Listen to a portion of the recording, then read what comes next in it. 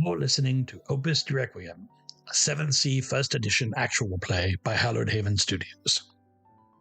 We begin at the end of a meeting with Master Knight Faith Darrent of the Knights of the Rose and Cross.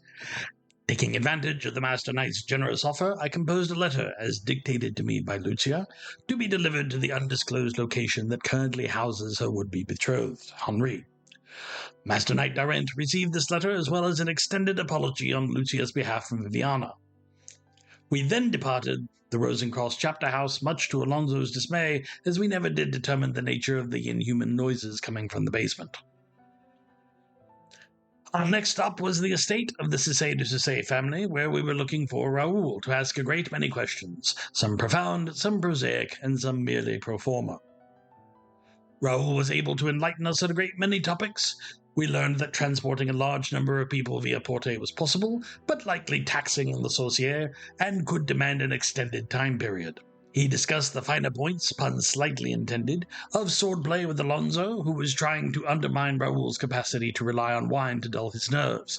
Just why our noble companion would need his nerves dulled when discussing the sorcery that he has spent his life mastering is not something we have yet discovered.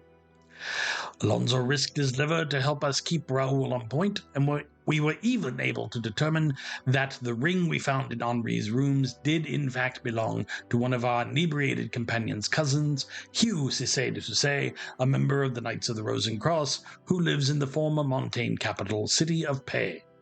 With the Henri situation largely settled until the post doth run its course, our minds naturally turned to thoughts of high treason.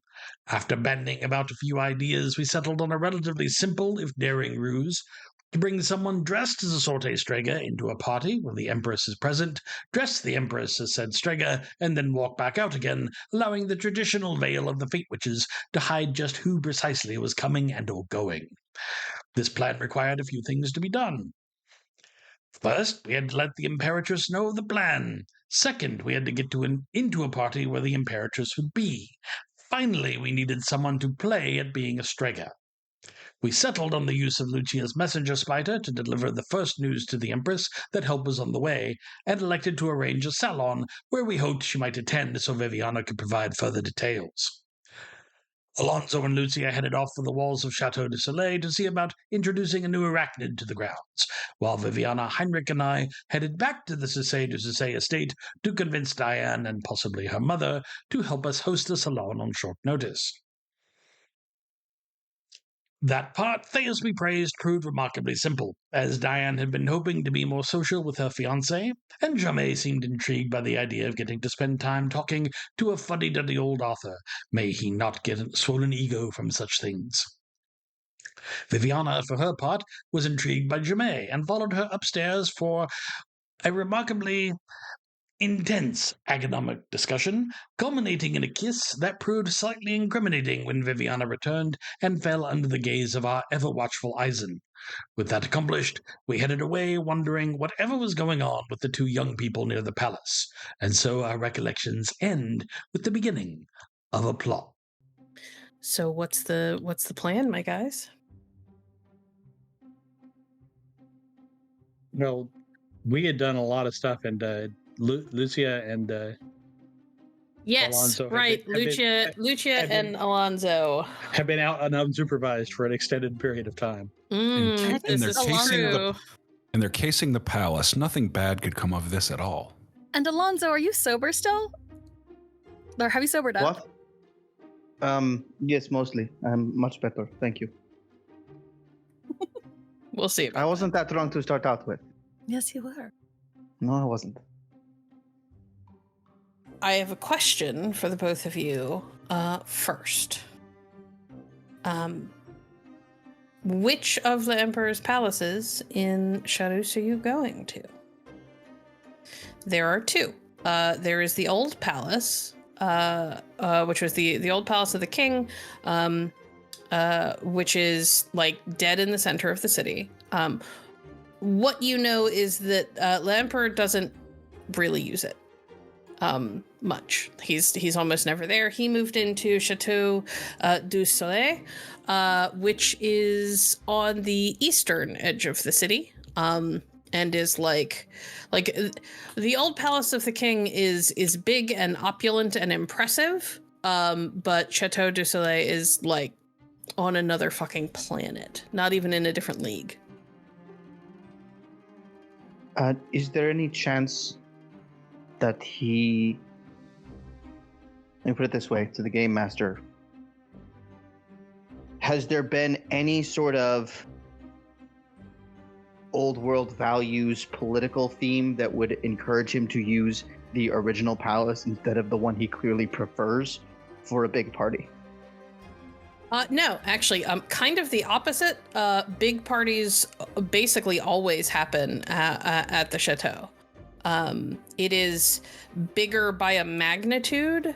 So if he's gonna, and it's like fancier as far as you're aware. Sick. Forget the old palace. Yeah. Wait, hold on. Would a gossip roll confirm that? If confirmed that it's bigger and that he... Oh, just where the emperor... Actually, we're not looking for him. You don't need any sort of roll. This is all like... it may not have been common knowledge to you before you got here, but you've been in the city long enough to know that the emperor is never at the Palace of the King.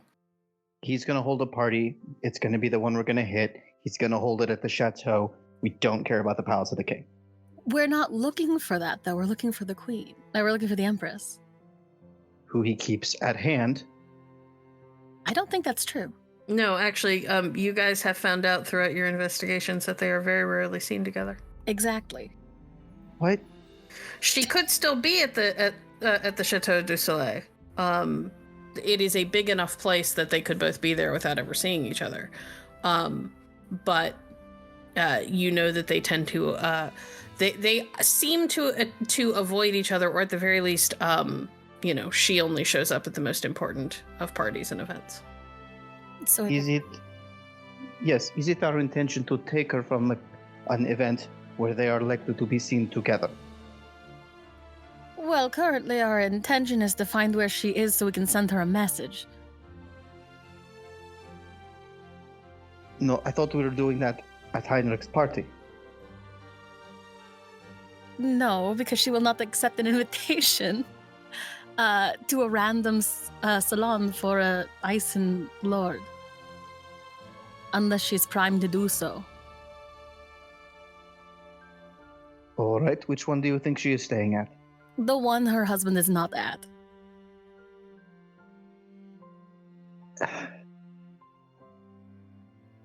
In truth, your logic seems sound. I should know. Let it be noted that I consider this exceptional.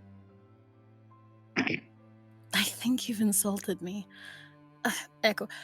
So, I've lost track. Which palace is she? The Palace of the King, center of the city. Really? Yes. That seems insane.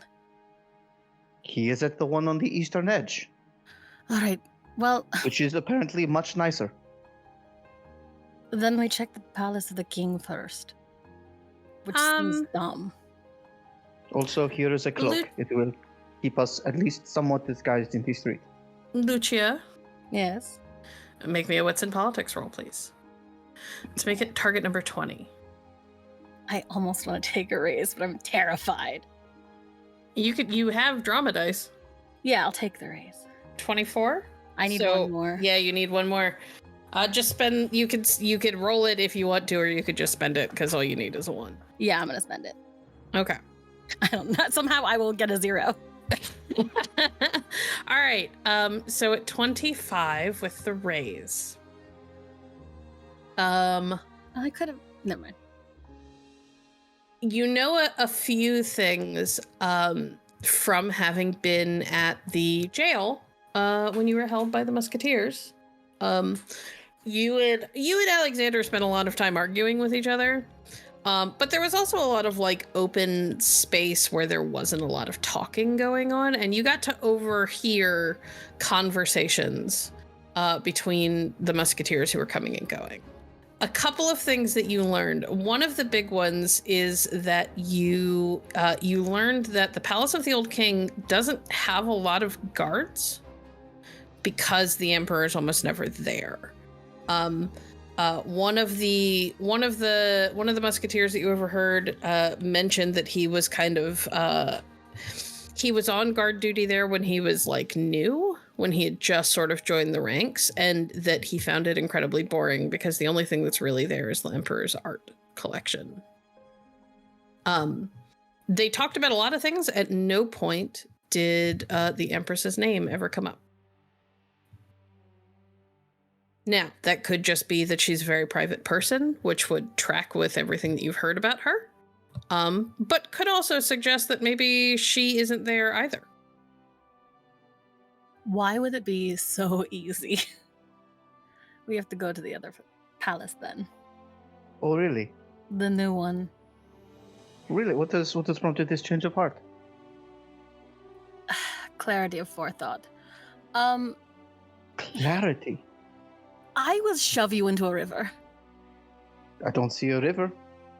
Do you think there's one near the East Palace? If there's a the fountain, kingdom? you'll go in. Look. Oh, there will certainly be a fountain at the East Palace. Probably not in the middle of the city, though.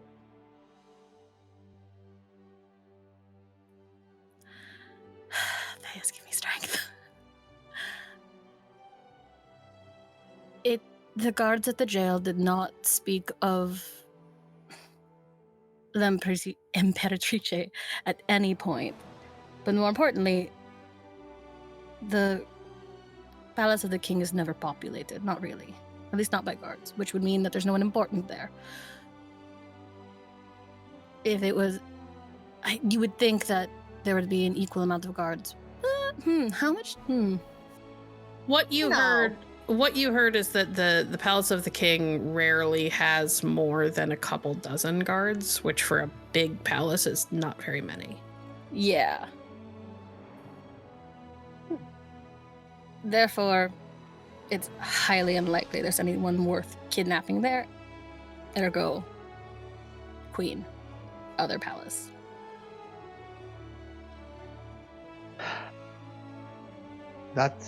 This will teach me a valuable lesson about listening to your first instinct. I slap Alonso. And Alonso picks up the pace and heads east. Hold on. Are you actually going to try and hit him? Oh, I want to so bad. I'm gonna run away from her. We have to stop by the shop. We have to stop by. We need to get the spiders.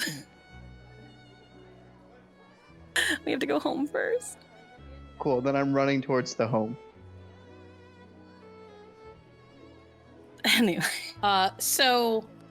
Lucia swats Alonso in the arm, and she clearly aiming for higher, but Alonso kind of pivots at the last second, gets kind of the glancing blow, and takes off through the city, leaving a young woman in, a heavy dress. And I'm not getting so far ahead of her. My assumption is that she's going to chase me and be, a little beyond arm's reach the whole time. No, I watch you run away. I'll walk slowly. Excellent. So now the person who All right, I stop. hired you to protect you is way ahead of you. Ciao, Bella.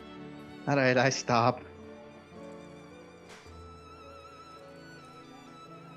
Yeah, Lucia would have dead arm fully just laid down. No, I'm not going to. We have to keep going. All right. You head back to the chateau where Lucia has been staying. Alonso is directed by the servants to stay outside because he does not. The lady of the house is not home and it would be inappropriate. Lucia is able to go in, grab. Are you taking the whole box of spiders or just your messenger spider? Just my. I'm going to You've grab. technically got 2 boxes of spiders. I'm going to grab my 3 spiders. Probably a good idea. Not the ones that aren't trained. Oh, that would be very funny. Well, no, the others are trained. They're just not trained by you. Exactly. Would be very funny. But no, I take those. I grab my mandolin in its carrying case and then I'm gonna peek in Viviana's room. I think I'm 90% sure she doesn't have one, but is there like a guitar or anything in there? I don't believe Viviana owns any she does not own instruments. Yeah, Her no, I didn't instrument is think her so. voice. Useless to me. You open the door and Sposa sings to you. Oh. I will give Sposa a crumb of whatever food is in my pocket. Probably like a cookie. She will take it and sing her happy little tune as you close the door and head back outside. Alonzo, there's no way we could get you a guitar in the time that it would take to get to the palace, right? Considering where we are currently, it would be a good ways that way back to my room. No, he kind of turns and like tries to orient himself. Yes, I don't think so. Then I desperately hope you have a good singing voice. Let's head to the palace. It's all right. Also, it is. Perhaps there is a market of some kind between here and there. Even a street vendor would suffice.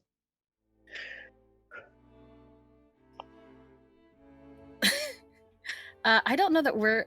How is Heinrich's house on the way to the palace? This is an insane question. It feels like. On the way is a strong word, but it wouldn't take too much time. Like, you wouldn't be going crazy out of your way to go there. In that case, actually, let's head that way.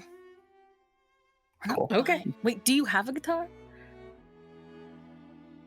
I was gonna say yes. Did you pay for a guitar? And put it on your sheet? That I did not. Because I got asked a number of times about instruments, and I don't remember you ever asking. Because I don't think you had the money for it. Yeah, no. I spent 21 gold on a wide-brimmed hat. Sorry, that was my a very outside appropriate laugh. It was extremely appropriate. Well, if we get lucky and there's an instrument shop on the way to the palace, we will stop. All right. Oh my god. You head for the Chateau du Soleil. It is a long walk because it is on the eastern edge of the city. Do either of you have straight navigation? Yes. Oh, thank God. I'm not going to make you roll. This is just to give you a little tidbit of information. Alonso, as you are making your way there and you kind of like pay attention to the layout of the roads or the streets throughout the city, leading here, you realize that they probably put it over here to cut down on like congestion in the streets and traffic. Had they put it almost anywhere else, it would have created like a gridlocked nightmare. But they placed it on the edge on the eastern side of the city specifically to alleviate some of that problem. Opposite most of the ports, yes? Mm-hmm. About as far from the river as we can get? Mm-hmm. Cool. That will be a problem later. Perhaps. Nice. Let me double check the map, but I'm fairly certain.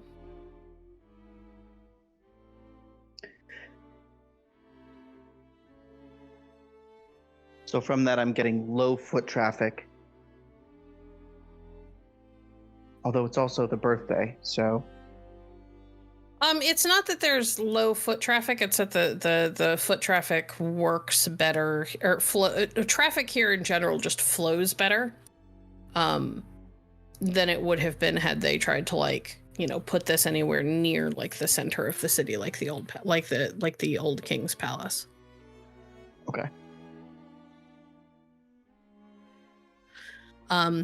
As you arrive nearby, you can't get very close. That's kind of the first thing you realize. It is set back well a ways from the street, and you can see expansive gardens between you and the palace, and there's obviously like a gate around the edge of the grounds. The gardens are immaculately well kept, and there are like fountains, and there's like a really cool reflecting pool, and it's this place is massive. Both of you have been able to see the rest of Charus, and you've been in other major cities. You have never seen anything on this scale.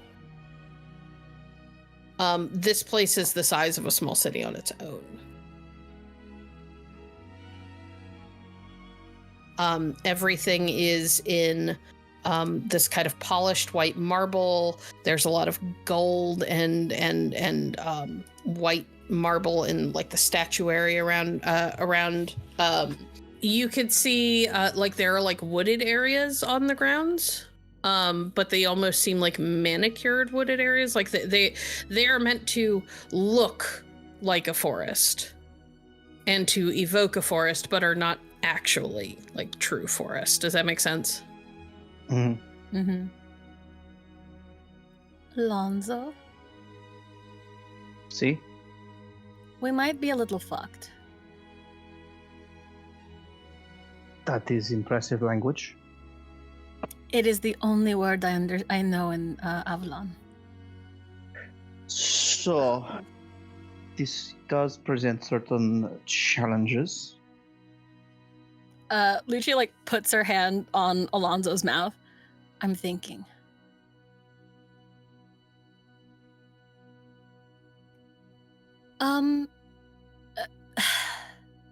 Let's continue around. We may be able to find the servants' entrance, where the servants would enter, even if it is deeply far back. And Lucia's gonna start like walking as kind of headed towards the perimeter, looking for the other gates, I guess. Cool. Alonzo follows along. Which way are you going? Are you going north or south? South. Okay. You turn and walk south and kind of circle around the edge of the outer gates and wall. When you come to the corner, you realize that there are rows of like topiary and trees and whatnot on this side of the wall, but they're spaced out enough that you can like see the wall through them, so it's not like it would really stop like cart traffic or anything like that. You would imagine that any like side gates, that they're probably for people who work here to come and go. And you do find that there is a side gate. It is closed, but it is there. And it is set between, you can kind of spy it between rows of trees and topiaries. Alonzo. Nods. How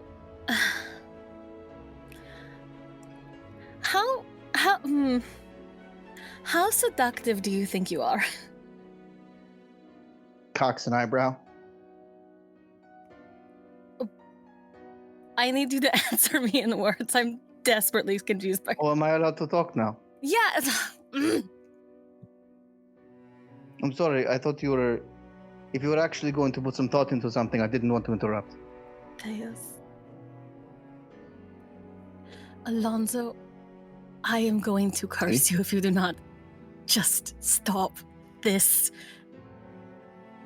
You want me to be serious? See, please. Okay, I shall be serious. You want me to be seductive? Yes. I need you. There has to be a maid coming in and out of this place, correct? No. I mean, there might be, but there does not have to be. It is certainly possible for an entire staff to live on the grounds Alonzo? unseen.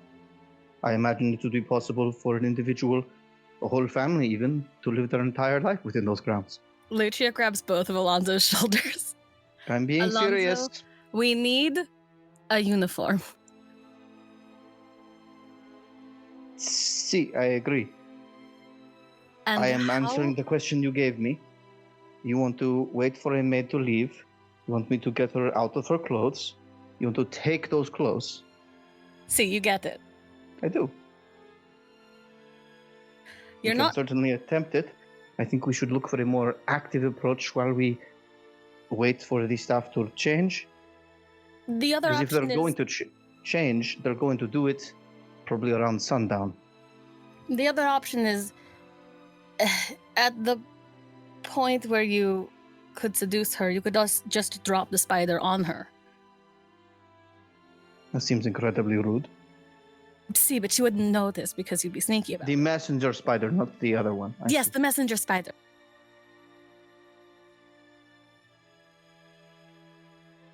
It is worth noting that while getting somebody to carry the spider into the palace would certainly cut down on time, you do not have to get the spider super close. You've seen these things walk across a city. Yes, I'm just trying to give us the best opportunity. That's fair. I am just throwing it out there. Before we do something incredibly insane. No, more so that you will make a decision one way or the other. Do we see staff?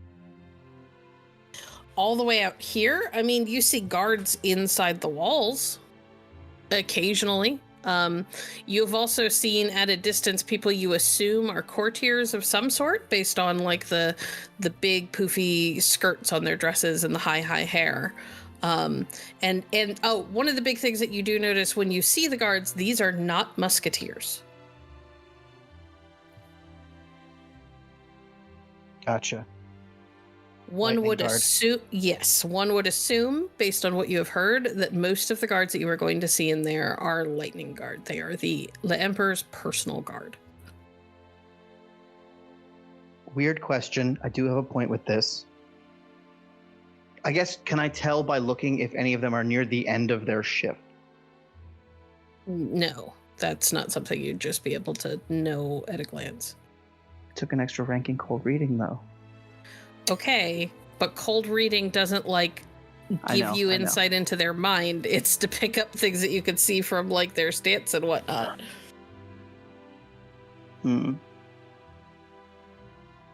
All right, well, here are two options. We try to get the spider on someone who will get it carried into the palace, or we just release the spider here and hope we have the right side of the palace.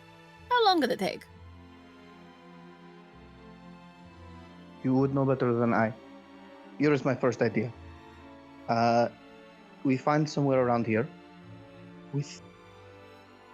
that can see the palace, somewhere we can sit and enjoy a drink and remain eating and conversating and observing for some hours. Hours? If there is a maid that comes and goes, we can see them come and go. If the guards rotate, we can find out when.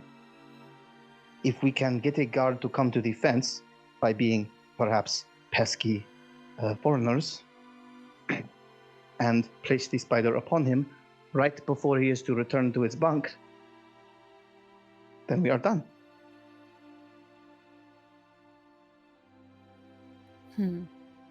But we do not know how their world works in there. We operate with no information now. Step 1. Observe your opponent. Learn his habits.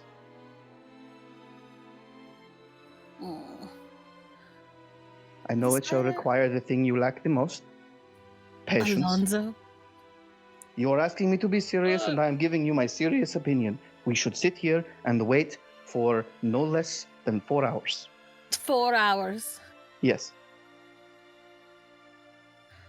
The Passive spider would be at least observation. in by then. Minimum danger to us increases our chance of success. No danger to us. Danger of having a coffee. If Which we're frankly, going to I'm wait 4 confused. hours, we might as well just leave the spider now. As you wish.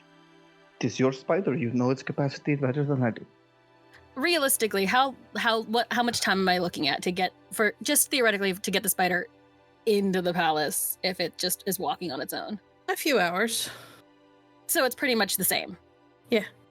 Yeah, we're just dropping To get the spider into the palace, getting closer to the Imperatrix is anyone's guess, because you don't know the full breadth and scope of the building.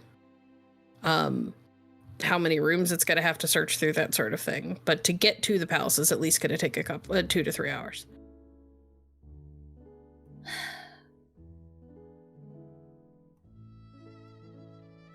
If we wait 4 hours, it could be the same amount of time if we just left the spider in.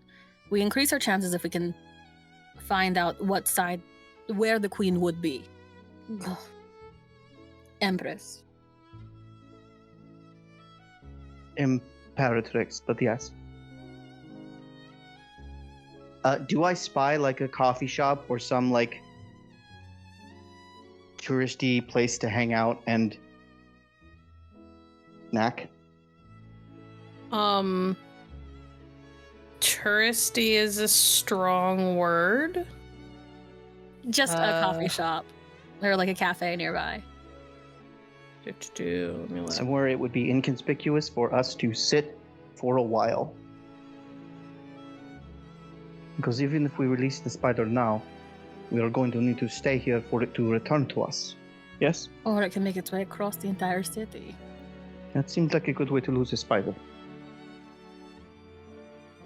Yeah, there isn't anything overly overly fancy or anything like that, but there's stuff around. Small places. You're kind of surrounded by like the noble quarter is at your back. Like you are on the very edge of the noble's quarter. With them kind of south of you, and you know that there's more noble stuff to the north. And then you've got like office districts and stuff to like the southwest. So yeah, there's stuff around. Yeah, that's my suggestion, that we find a place to sit, we observe, we take note, and we wait for the spider to return. Fine. Best case scenario, we complete our mission, and no one knows we were here. You're right. Yeah. It is worth noting that you're going to have a hard time finding a place that looks directly on to the palace in any meaningful way. Like you're not going to be able to look directly in one of the gates from wherever it is that you're eating, just because of like distance and weird stuff. But you could be pretty fucking close by. Yeah, I think that's the plan then. Okay. I am going to need you, Lucia, to work out what your message is going to be. Oh no.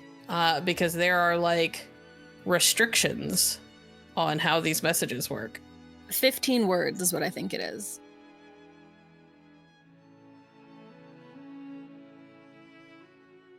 Alonzo has ordered coffee and is looking at you quizzically. Lucia's counting on her fingers words. Your plea has been answered. We will come for you. Wait for our invitation. 14 words. That is the message you are sending to the Imperatrix? See, does that seem... Is not the intention to get her to go to Heinrich's party? Our invitation would be the invitation to the party. So we're going to send her an actual invitation See. that she is meant to receive. See. Despite her imprisonment. She's not imprisoned. I think She just does not like traveling to be with the Emperor. May I make a suggestion? What? Imperatrix, Lord Heinrich von Graf is with your rescuer. Attend his party. I do not know that we want to name Lord Heinrich by name. Hey, it is a spider.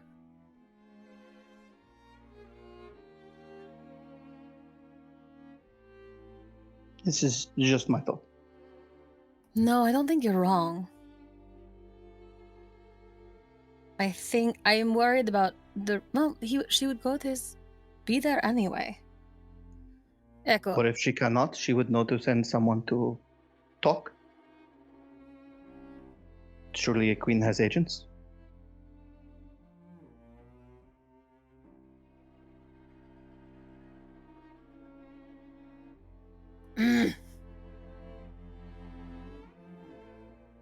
I need a common sense roll.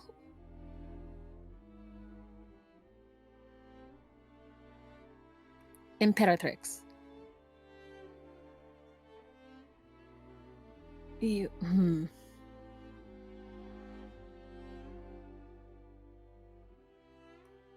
This is truly the hardest part of any game for me. Or I hate doing message spells. Or do we tip her off to the importance of the makes a veil motion with his hand? No, well, the point is that she will come to the party and then we will give her the full plan there. I think this is unlikely that she will be there herself. Well, but that is the point of the spider. And you should probably mention that party in the message. How true? How many people are inviting the Imperatrix to parties? She's the Imperatrix. All of them. Echo, you're right. All right. Your plea has been answered.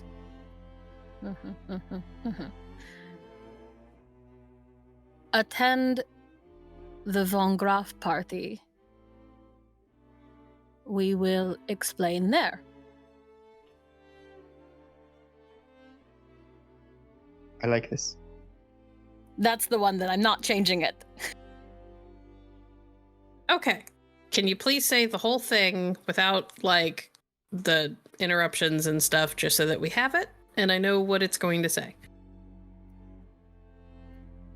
Imperatrix, your plea has been answered. Attend the Von Graf party. We will explain there. Okay. And how close are you getting to the palace to set loose the spider? It's a roughly wooded area. It's kind of wooded. They are very spaced out. You're not going to get a whole lot of cover. You could get maybe a little if you're quick.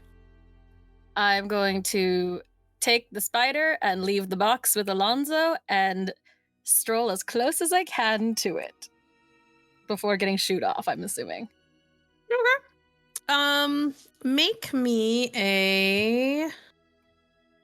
You have the servant thing, so make me a finesse and unobtrusive roll. Wild combo.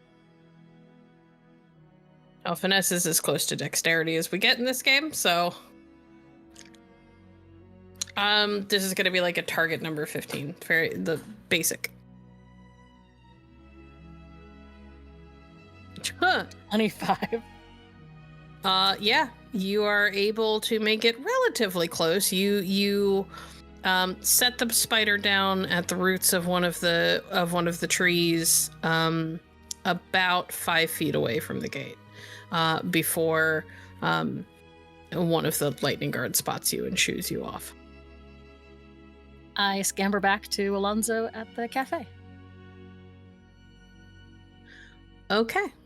I didn't know if you wanted a sweet or a savory, so I got you both. Oh, grazie. You're welcome. What are you two going to do to pass the time? Well, we'll figure out how long we can wait here. I think.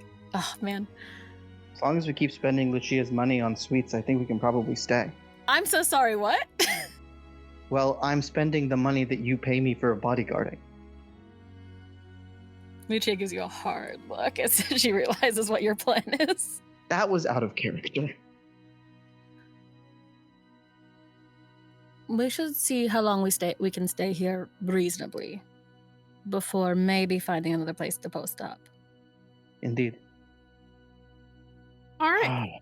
Then I have a question for Lucia, because you're the one with the money.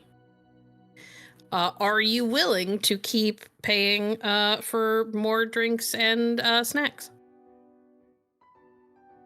For as long as it takes, or are you gonna get annoyed if they, keep prompting you? I'm gonna get annoyed if they keep prompting me, and we're going to have to make money at some. I think. Fine. I think at one point, so they're sitting at the cafe after maybe a round of this. Lucia gets fed up, and will start looking from where she's sitting at like street corners to see if there are buskers. You're in like basically the business district, so no, not really. Is it a terrible idea to do that now? I don't really care. It doesn't make a whole lot of sense. Most of the proper businesses around you are closed because of the Emperor's birthday. This is one of the only places on the block that's open, and it's really only because it provides food and drink to the nobility that live near. We're going to have to move at some point then. You could probably make it about an hour or two, based on what you have seen. Other businesses here, like, they're pretty lackadaisical about how long you get to like take to finish a meal and whatever. So you could probably draw things out about an hour and a half to 2 hours before they're going to start coming and like, finding out if you want anything else, offering like, more wine or more coffee or whatever it is that you're drinking. And it kind of becomes clear after about the second or third visit that, they're like please spend money or leave. Because you guys are not exactly dressed for the area, but you had good coins, so they weren't going to complain. I will buy a second round and we'll keep waiting, I think. Okay. I'm not doing 3. Well, then that'll get you to about 3.5 hours. I have a we're out in Montaigne public. I can't really. Don't. If you start having that conversation while we're outside the palace, we're gonna get arrested again. Well, I haven't been arrested yet. Might be fun. I can't get arrested twice. Sure you can. I think after. Truly, probably. Hey, overthinker. Yes. Take a drama die. No. I want to hear the conversation. No. Okay. Love a drama die. Been really behind on those. Nope, that's the wrong one.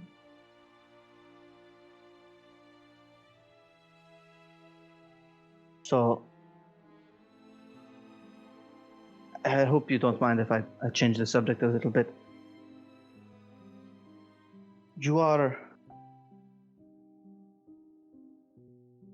We share a certain set of ideas, yes? See? And you asked me to... At some point we should... Glances around. Talk about our shared beliefs. How so? I am concerned. You say you hold true, and you are what you are. And I think hanging out with the Reverend Doctor. And I don't know about Heinrich. Viviana doesn't seem particularly devout.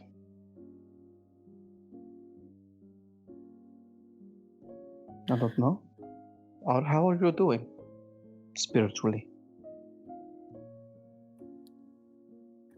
Lucia puts her cup down and just gives Alonzo the hardest look. I don't know what I expected to come out of your mouth, frankly. I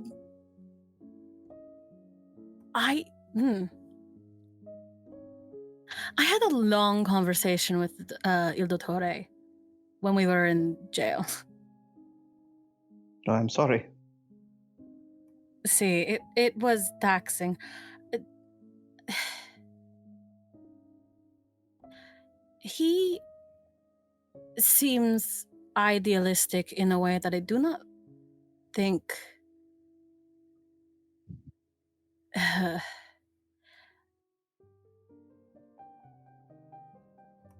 don't know how to explain it. He genuinely seems to believe what he says. I have no doubt. But what he says sounds almost too good to be true.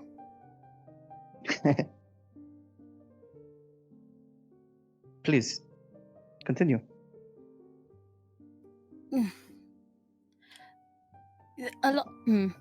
The point of Il Dottore's philosophy and all of their philosophy is that it's, at least from Il Dottore's perspective, it is just Deus made all things and therefore nothing could be. There's no... He's very bent on the first prophet. Indeed. He denies being a sort of orthodox and yet pretty close. And what is the hierarchy of prophecy, then? Is it the first is therefore the most important, or is it that the third, as the most recent, is the most correct? What do they teach you in Vitoce?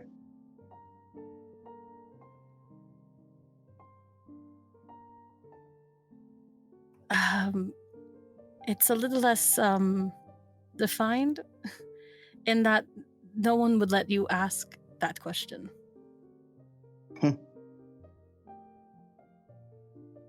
See, questions are not always encouraged on these matters.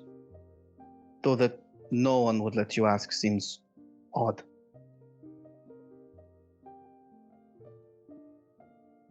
How do you mean? Well, there is a level of philosophical engagement that is encouraged in Castile.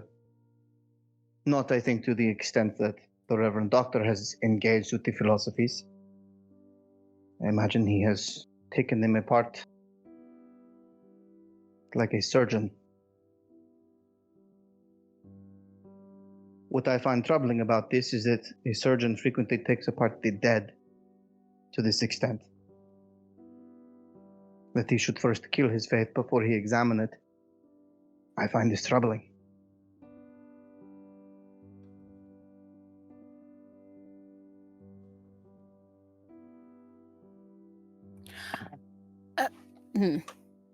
If I may play Dottore's advocate for a moment. I thought you might.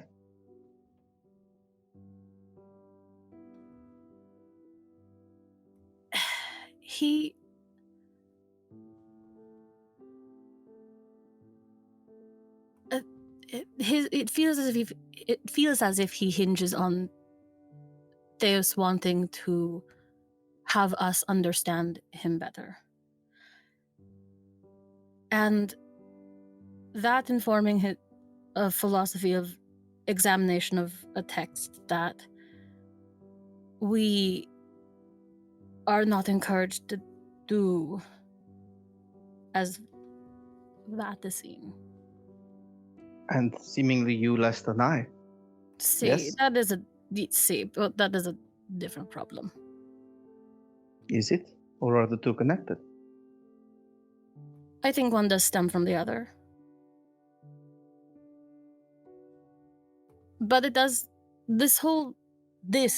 Everything has made me think a little harder about perhaps taking the time to learn written word. Indeed. Truly, the Reverend Doctor has had an effect on you. I do not mean to discourage it per se. I think the Vidocian custom is archaic. I don't know if it's effective. I don't know if it is correct. Perhaps there is something to the idea. I am not so well versed. Perhaps I could have been, but I am here instead.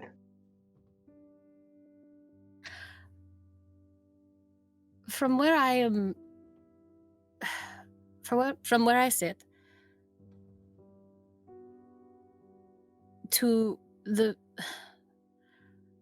we are not permitted to learn to read, but that does not keep us from learning.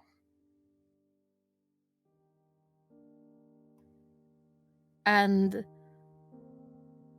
there is a bit of a paradox, if you will, of the fact that we will learn no matter what, so what could the written word do to us?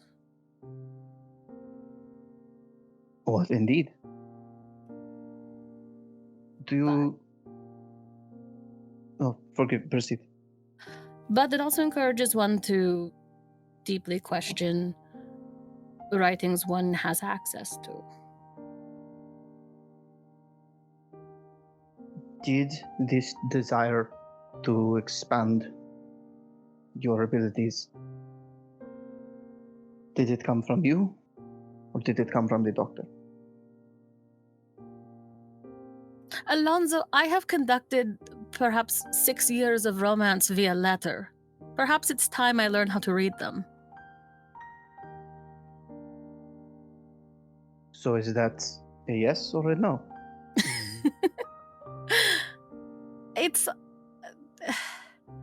It is a maybe. So maybe you have been spending a great deal of time in the presence of an outspoken and eloquent and charming heretic, and he has convinced you to do the one thing that your branch of the faith discourages. But you don't discourage. Suppose I am editore in this very moment, as I encourage you to examine.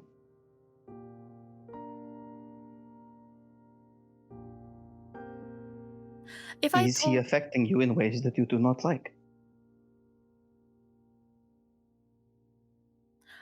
I do not know if I do not like it. I will say that I do think that Il Dottore has had a weight in many of the decisions I have made. Well, no. He has given me things to think about. Whether or not they are good or bad, I do not know. And that I empathize with entirely. What would you do then, if you were me? Oh, certainly I would learn to read. Lucia spits coffee. Looks around, cleans it up a little bit. If for no other reason than because I value understanding one's opponent. The acquisition of strength is sometimes dangerous, but it gives one the ability to choose.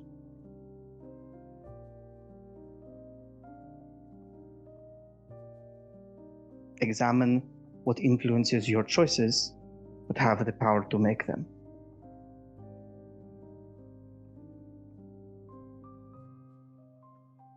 Do you follow?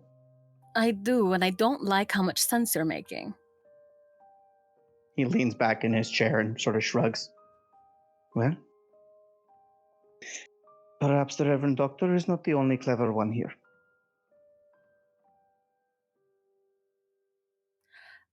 Alonzo, See. you think you're charming, yes? Not particularly, but it has happened, yes, once or twice. I realize that as long as we are seeking each other's counsel, you are how old? I shall be 20 soon.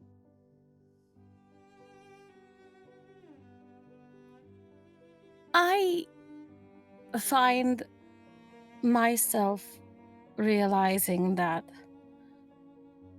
perhaps I do not know Henri as well as I could.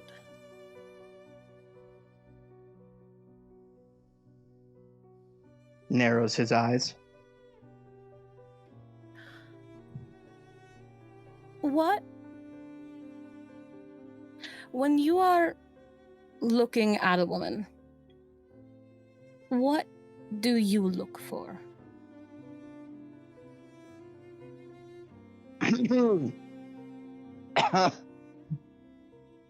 Well, when I am looking at a woman, what do I look for? It's a lot of things. It's, does she carry herself well? Depending on where we are, is she particularly skilled? Does she fit in? Does she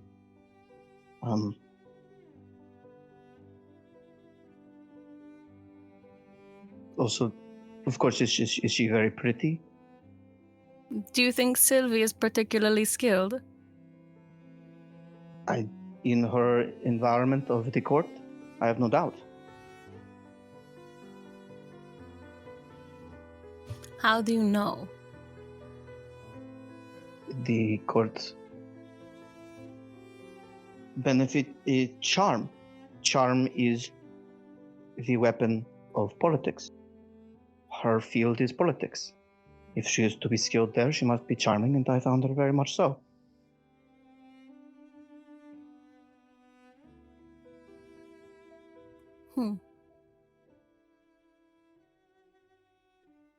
Indeed. Are you concerned about Henri?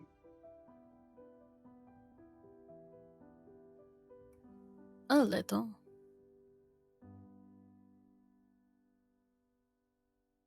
I tell you this for certain. If we should find him, if we should go through all that we have gone through and certainly more, come upon him in person, and find him to be less than a gentleman, I shall strike him down.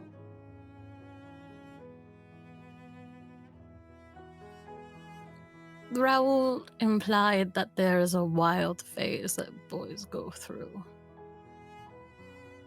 Really? At what time did he imply this? Or at what time did he imply that boys go through this?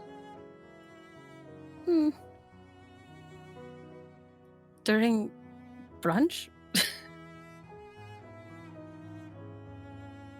What? You were there!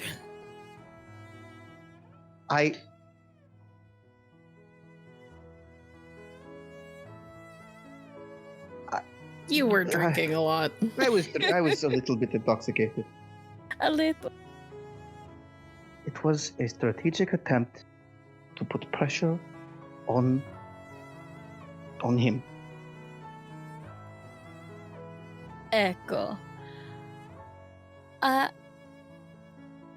It just has made me think perhaps about how worldly one might be and how worldly I am not.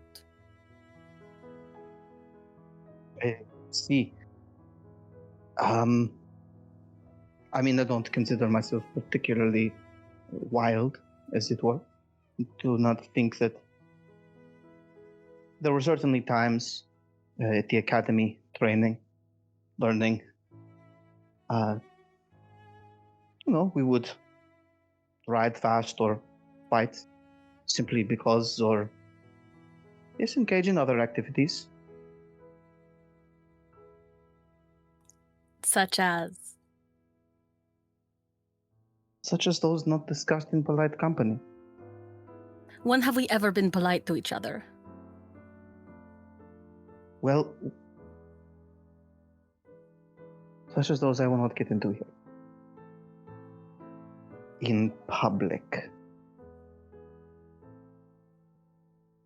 The long and short of it is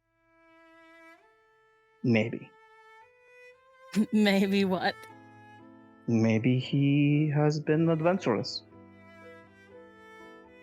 He has a friend in New Rosen Cross. Maybe he has been very adventurous. And he has, traveled the world and slain many men and had great love. Though this I doubt. You would no doubt be able to tell from his letters.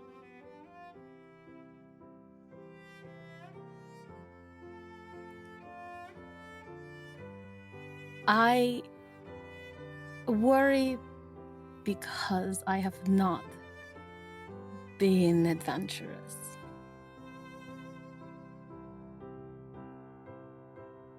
See, are you looking to be more adventurous?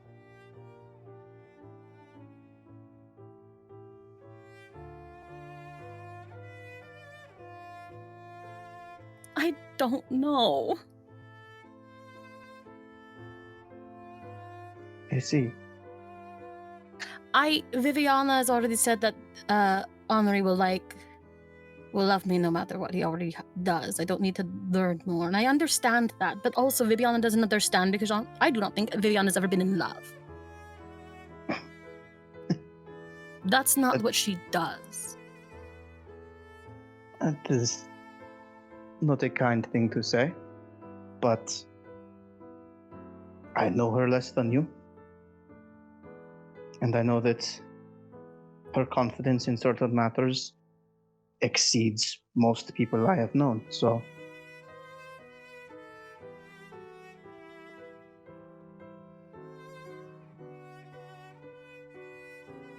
So I think she takes that for granted. Perhaps. I will say on some fronts of adventure, in terms of the slaying of many men and the running about, doing strange things, you have certainly caught up to your lack of experience just in the last week. The other matter may require a little more.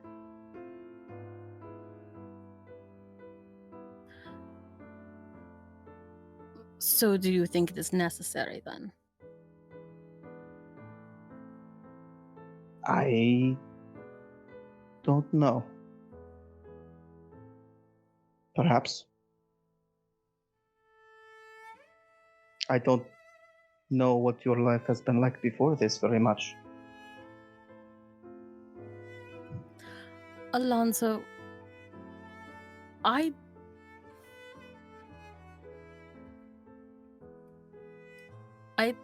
explained how one would bless someone, correct? With a kiss, I believe, yes. I have never done so otherwise. Oh. And then then the rest is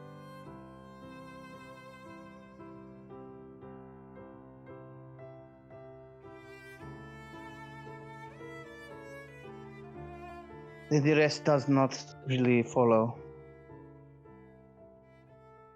Truly. How old are you? I will be 20 this year. I see. Are you not? Why are you surprised? Do nobles just lie with whoever they feel like? Not especially, no, but I am. Things are more passionate and fluid in Castile. Fluid. Indeed. It is not uncommon to kiss another person and have it simply pass by. Even noble I- ladies. I have a question. Mm-hmm. Does Alonso actually believe that? Or all nobles, it's just totally common to, kiss someone and have it not be a big deal? I think, if I'm remembering the Castile book correctly, it's pretty common to be like, hey, there's a pretty person and they're part of this family and that's cool. Go to a dance, meet up. They have a relationship. It's it's very informal. So there is a difference between what relationships are in this sort of era and what relationships are in the modern world. If a noble woman, Castile or not, got caught kissing someone that she wasn't married to, it would be a problem. Okay, that I didn't understand. Now, he's also a stupid young man. Yeah. So it may just not occur to him that there are different rules for women. Which is why I had to ask, does he genuinely believe that, or is he lying, or what? No, I think he thinks that people are kind of just cool with it. That you can have a sex life.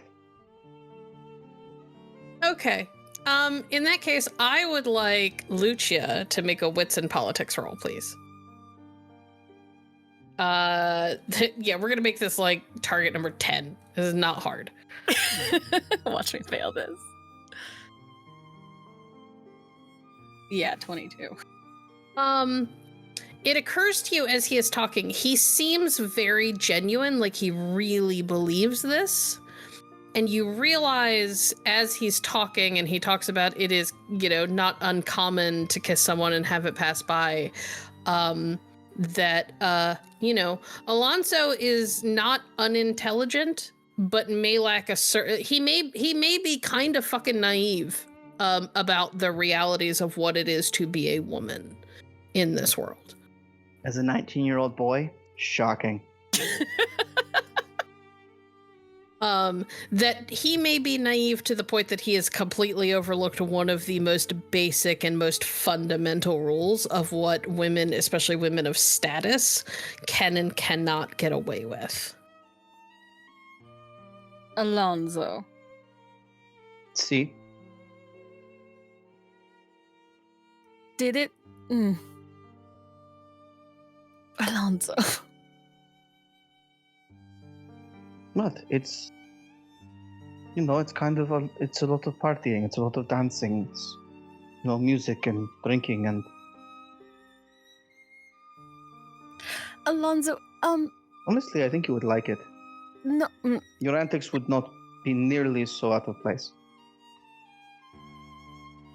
Alonso, how many noble women have you spoken to before you met Viviana and I? Well, I don't... Me. Don't know. A couple of dozen, but they were all older or, in positions of power. None like this, none on these matters. That is because for women of status, there is no other. There's no these matters.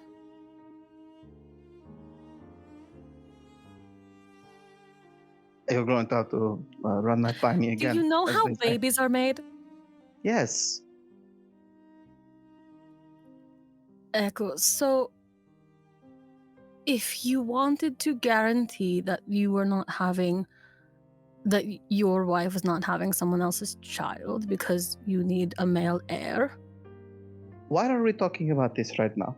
because you do not seem to understand how important it is for women like me to remain virtuous. Then why are you concerned about inexperience? Seems you have answered your own question. Because Henri is not from Vodache. And I'm if worried virtue is a priority, then what possible complaint could he have?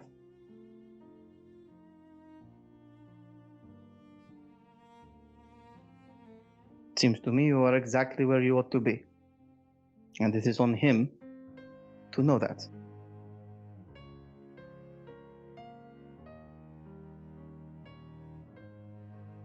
He leans back as if he's won the argument.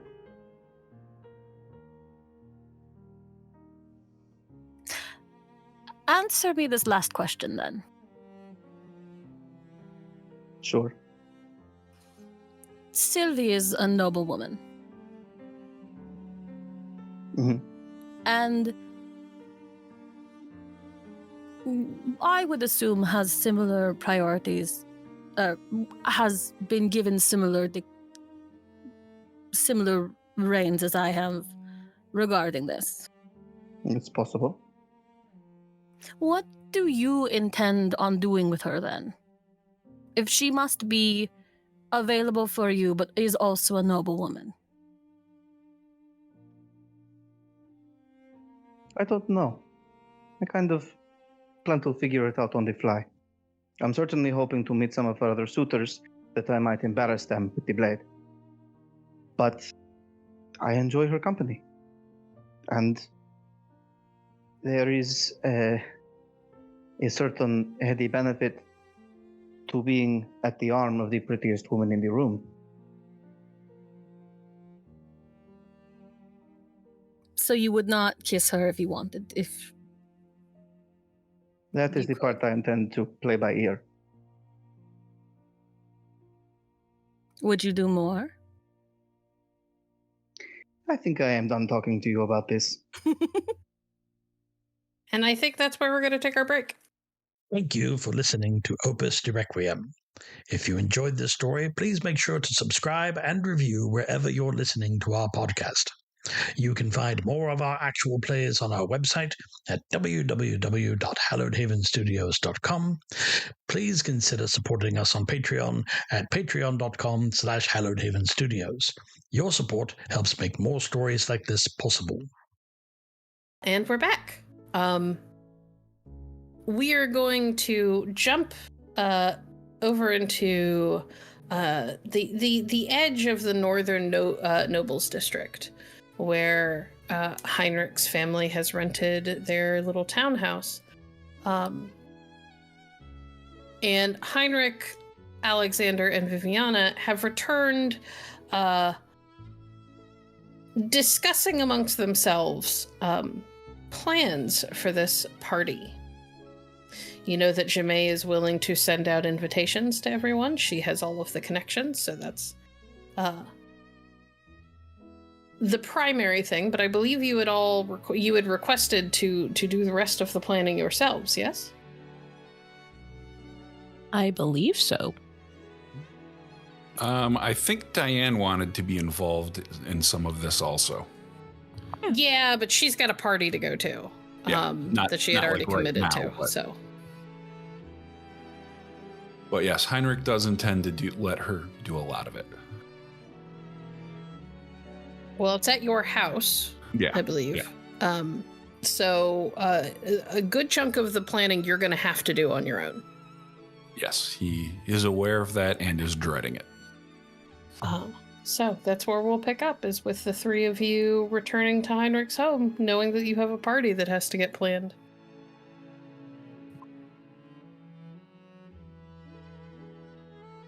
Okay, so you will walk into the townhouse with the rest of the group who's present, and you'll call up all of the servants.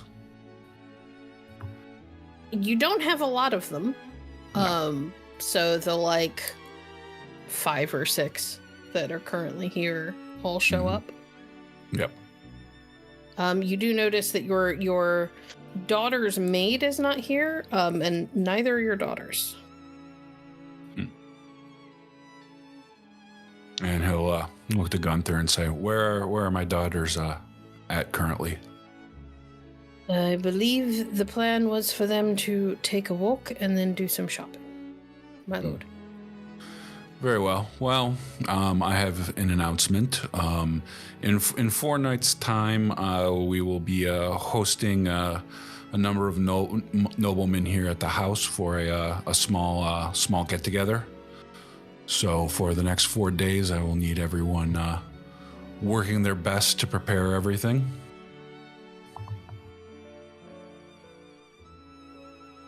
What, I'm sorry, did you say, out of character, did you say how big the party is going to be? He did not. Okay. Because he actually doesn't know. What scale of a party are we planning for, my lord? I'm expecting that the house will be quite full. The Ciseys are going to be handling most of the guest list, but I intend to add a few additional names. At a rough guess, perhaps 40 people. All right. We will prepare accordingly. Thank you. We'll have to find caterers and the like, because I don't believe we can prepare enough food for that many people on our own. Need decorators, florists, and all of that other stuff. Von Graf, are you sweating? No. Are you certain? Reasonably. I do believe the ladies use the term salon. Viviana sighs dramatically. If only a stoic Ison man would ask me for help to plan a party. That would certainly make my day. Unfortunately, it seems there is no such chance of that happening. And he turns and faces Vivian and bows and says, "Milady, would you do me the honor of lending me your assistance?" Well, you see, now that you bring it up, I did have something scheduled, but I can clear it for you. I greatly appreciate your sacrifice. Of course. Now, I wonder if there's anyone in Montaigne familiar with Ison cooking. Well, my cook is quite well versed in Ison cooking. However, I do not know that is a style of cuisine that would be appreciated by the Montaigne nobility. Yes, I was interested in, well, since this party is in part to help you integrate into Montaigne society, I was interested in the idea of there being a combination of cuisine, but we could stick to Montaigne cuisine to be safer. Certainly some food from Ison would be appropriate. After all, it is my homeland. But I don't want to make the guests uncomfortable. Understood. But I will admit that I have no earthly idea how to plan an event like this. No, the first thing you have to think. Well, usually when it comes to planning parties, I would advise plan the party that you yourself would want to go to. But have you ever wanted to go to a party? Not in a good 30 years. I see.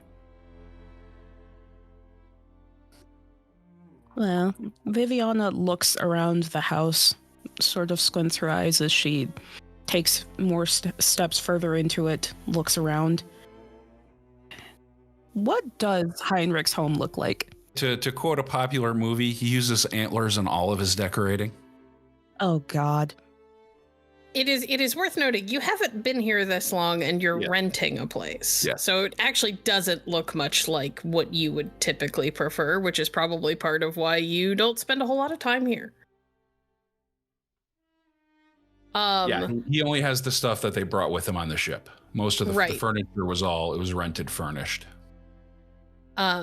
There are a handful of things that you can tell Viviana are like personal touches. They are almost all in kind of drab colors, which is wild compared to the Montaigne style of decorating, where everything is like, it's all pretty bold in color, and very like high society fancy. Lots of whites and golds, lots of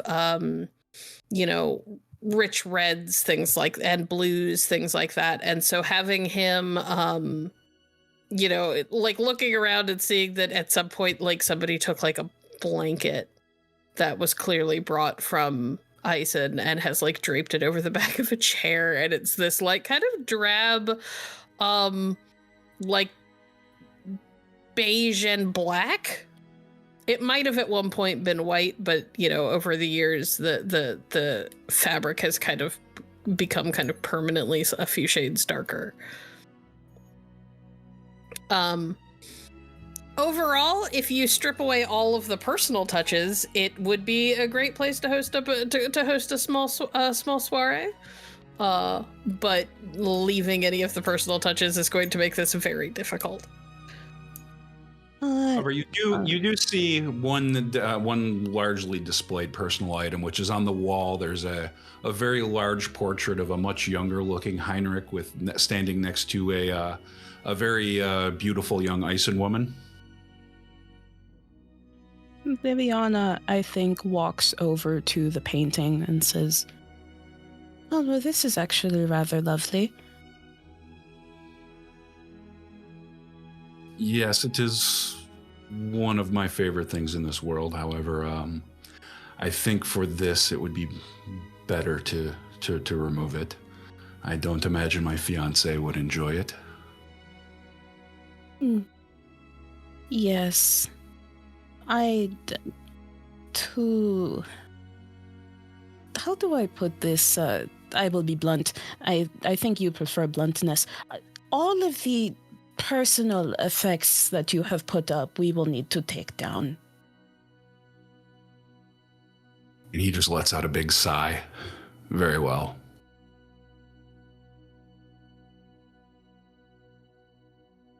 Yes, it clashes too much with the natural style of the room, the Montaigne boldness. It looks like it's actively dampening it. It is not good.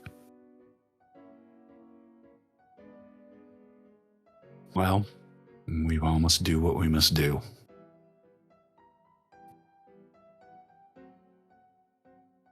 But yes, I agree. We'll probably have to do a bit of a few changes. The door opens around this time, and a loud yipping sound hits all of you first. Before a small ball of fur comes barreling into the room, nearly takes out Alexander at the ankles. Ah, And this little joyful bundle. And then immediately darts for Viviana because Viviana shows it positive attention. Oh, hello there. Viviana, you are looking down at a small like fluff of like this kind of reddish blonde fur with big black eyes set into its face. It is one of those dogs that looks like it's probably like, 2 to 3 sizes. The 2 to 3 sizes what it actually is until you pick it up and you realize that it's just all fur. Aw, Viviana definitely stoops down, lets the dog sniff her, and then picks it up. It immediately goes to lick your face if you will allow it. She will allow it. It is very excited. It's got that excited shake that little dogs get. And the kids follow it shortly after. Heinrich, your youngest, is breathless. Her cheeks are a little bit red from what looks like running after her dog. Your eldest is doing her best to seem... your eldest, when she sees you as she's coming into the room, kind of immediately straightens her back and kind of like puts her shoulders back a little bit and does her best to school her face into something kind of calm and regal and beautiful. And then immediately she steps into the room, kind of makes a sweep of everybody there, doesn't see somebody that she's apparently looking for, and sort of deflates a little bit. Nicola, how was the shopping trip? It was all right. We mostly looked around. You do notice, however, that her hair has been piled up in a distinctly Montaigne fashion for once. And that there are little white flowers decorating her hair. Flowers that you never expected to see away from your homeland. Your hair looks lovely. Thank you. I also have important news. In 4 nights, we are going to be hosting a party here at home. Have you had the in your shopping trips? Have you already purchased something appropriate for a formal event? I have a seamstress working on something. Excellent. I see you're prepared. Yes, we will be inviting a number of nobles to the home. I think it's time that we start integrating into Montaigne society, as this is now our home. She smiles quite widely and looks for just a moment like the excited little girl that you used to know, and less like the adult who looks very much like her mother that she is becoming. Oh, also I would like to introduce you to 2 of my friends. This is the Reverend Dr. Alexander Hutchison and Francesca Di Lombardi. She will bob a curtsy to you both. Hello. All hands, wie geht's? She puts her hand out to Dr. Hutcherson, knuckles up. He will take it and give it a chaste smooch. Fräulein von Graf, is that Edelweiss in your hair? Oh, and she kind of like lifts a hand and touches one of them. They're not real, but I found a silk merchant who makes little baubles out of odds and ends, and asked them to make me some. Alexander will give a meaningful look to Viviana. There may be certain eyes and touches that may work out after all. Certainly. Viviana will give the small dog a few more pets and then set it down. It is wonderful to meet Heinrich's children. I must say, it did seem like he lit up the moment you took him in. She kind of smiles a little bit at that. Papa is shy. Oh yes, I have noticed. How did you meet? That I am here in the room? Viviana pats Heinrich's arm distractedly. Yes, we know you're here. She immediately kind of smiles a little bit wider. Like she at first was sort of eyeing Viviana with like an almost suspicious look, like who the hell is this? Hanging out with my dad, because I'm pretty sure you're not who he's supposed to marry. But when you get like that, she just sort of smiles a little bit wider. How did you meet? Oh, we actually encountered each other at the marketplace. That our group sort of just came together. And we have been looking out for each other since Montaigne is a big city. It is nice to have somebody to watch your back. Charus is a big city. It is. I'm sorry. And she looks back at Alexander. Your name is familiar somehow. Oh no. I can't remember. I can't remember where I know it from. Have you been to Eisen? I have, briefly. But also, I imagine a few of my books have been translated into Eisen, especially books about objectionism, and perhaps my new book as well. Her eyes go a little bit wide for a moment.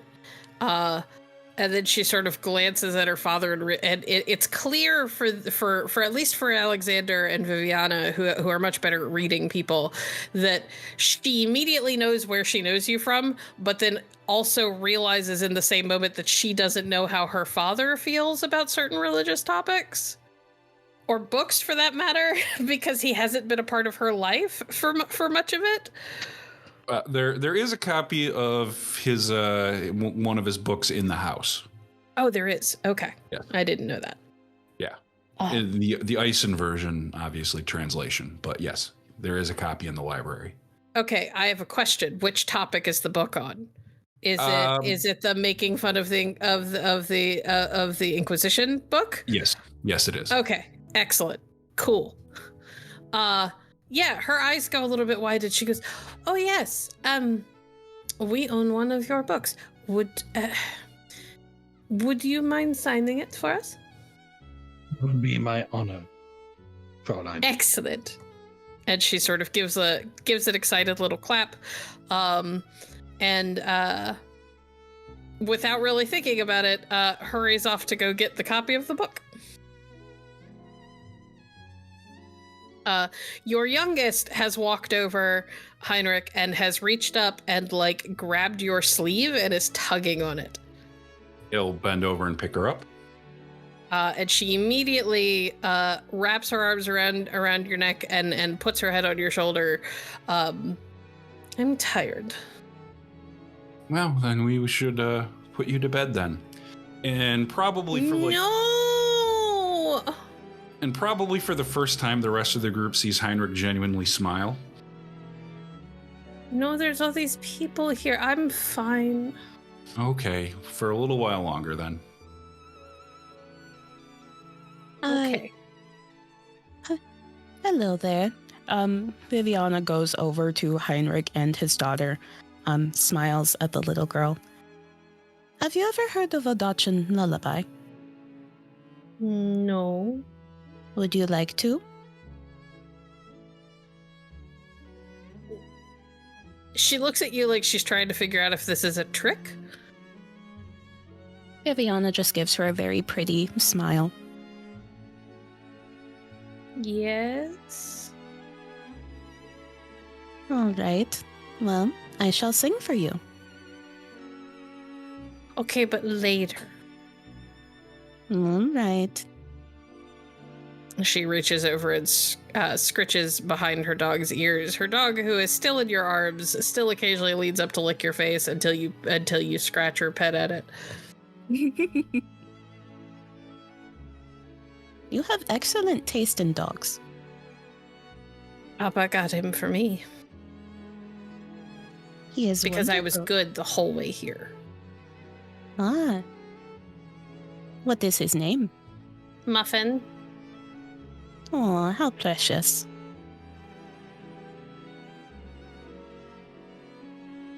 Have you taught Muffin any tricks? A little. And she glances over, and you can see she's glancing towards Gunther, whose back is to her as he is working on something. I don't know. He's picking up something from a sideboard to take into the kitchens or something to help out the other servants, who have all sort of dispersed in like a flurry of activity. They realize that they have a lot of cleaning and preparation to do to prep for a big fancy Montaigne party. A little. Would you like to show me? She nods. And Heinrich will set her down. Viviana will set the dog down. So she shows you like the basics. She has kind of gotten Muffin to sit. Muffin is at the I'll sit for like 3 seconds phase. Yeah, and vibrates the whole time it's sitting. But it's trying very hard. It's still a puppy. And it'll do a thing where, you know, she'll get like a little like treat, and she can kind of get it to like run around the room in specific, like, you know, around specific pieces of furniture, and she gets it to go between Heinrich's legs at one point or something like that. That sort of thing. And then she gets this mischievous little smile on her face as Gunther is walking through the room again. And as Gunther is like walking through the room and headed out one of the side doors and into a different part of the house, she gives a little gesture to the dog and then to Gunther, and the dog kind of looks from her, looks to Gunther, looks to her, back to Gunther, and then darts after Gunther and jumps up, and tries to catch like a cloth that he's got hanging out of one of his back pockets, to like steal it, and miscalculates a little bit and like full on nips him in the butt, which gets a string of barely restrained Ison. None of it is curse words, but none of it is polite either. Mila, don't do that. He wasn't supposed to bite him. This morning he just took his glasses. I gave them back. I think you have a very clever dog and an even more clever daughter on your hands. Yes, she's I'm quite proud of her. It should be. She gives a not at all glamorous or graceful like curtsy, bobs it, and it is about this time when Nicola reappears with a copy of Alexander's book in Ison, and hurries over to Alexander with the book and a quill and inkwell. Reading dog. And waits, clearly excited and trying not to look excited, for you to sign it. Thank you. I've read it 3 times. 3 times. Oh my. We didn't have a lot to read on the way here. Well, we shall have to fix that, won't we? Shall I inscribe this to Nicola then? She looks over at Heinrich for permission because it's not technically her book. He nods. Yes, please. And he will. Für Nicola, Theos ist Liebe nicht Hass. Theos is love, not hate. And then sign his name. She looks thrilled. Thanks you profusely. And then sort of like looking like she is cradling it, like she's afraid to ruin it before the ink dries, takes the book and everything back. Thank you. Thank you. Oh, and Nicola, I also will require your help planning this party as well. Of course, Papa. What do you need my help with? We will discuss it tomorrow. I need a little more time to determine what exactly we need to do. She'll kind of glance over at Viviana. And give her like that kind of questioning, like, is it that he has to wait for you to tell him, look? Viviana gives her like a knowing smile. And then she gives a little smile of her own and bobs a curtsy to Heinrich. Yes, Papa, is there anything you need from me now? No, why don't you take your sister upstairs? But I'm not tired!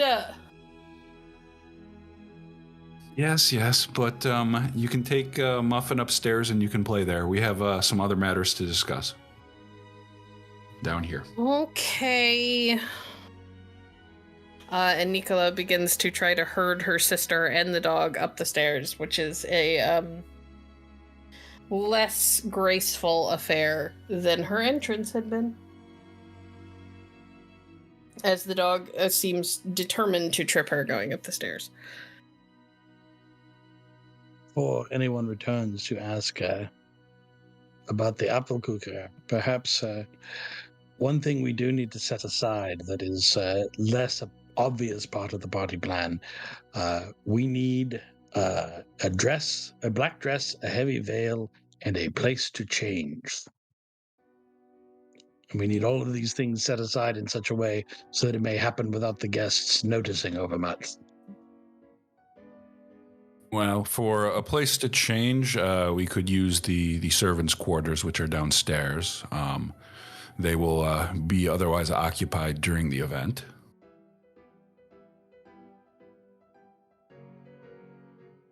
However, my understanding is that we were just establishing the identity of this mystery Striga, and that we were not actually going to try to make the switch in 4 days. No, we're not planning to make the switch, but we want the Striga to appear and then disappear, so that she may not be interrogated by the Montaigne birds.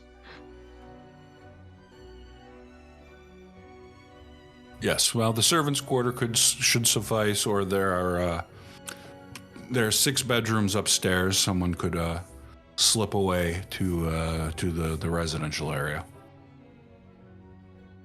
Yes.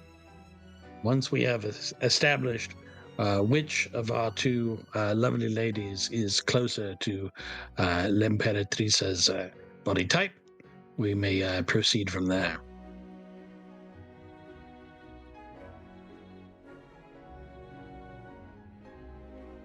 Very well, that seems appropriate. But as I said, I have absolutely no idea how to throw a Montaigne party. It needs to be bold, but it needs to be fun. I think we have, considering that our dear Reverend Doctor shall be reading, I think we have some of the entertainment covered for tonight. Now, in terms of boldness, we need the proper floral arrangements. We shall have to get your daughter to tell us which merchant made those silken flowers for her. I think the flowers could add the perfect bold icing touch. Something that's not so drab, something that speaks to the character of your homeland. Well, I think my furnishings do speak to the character of my homeland. Something that speaks well to the character of your homeland. Yes, something that says that there is a character. I have a feeling that my culture is being insulted, but I understand your point. No, Icen culture is wonderful, I'm sure. You are lovely. Your daughters are lovely. It's just... It seems a bit dull from an outside perspective, and dull does not exactly fly when it comes to a Montaigne party. But in defense of my homeland, I do have to add that Ison Opera is an order of magnitude better than anything in Ison.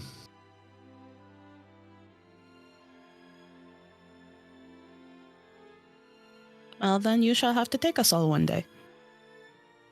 If the opportunity is there, I would gladly do so. Good. In my experience, ice and boldness is most frequently found on the battlefield. Tragically, this is not the sort of place for that thing.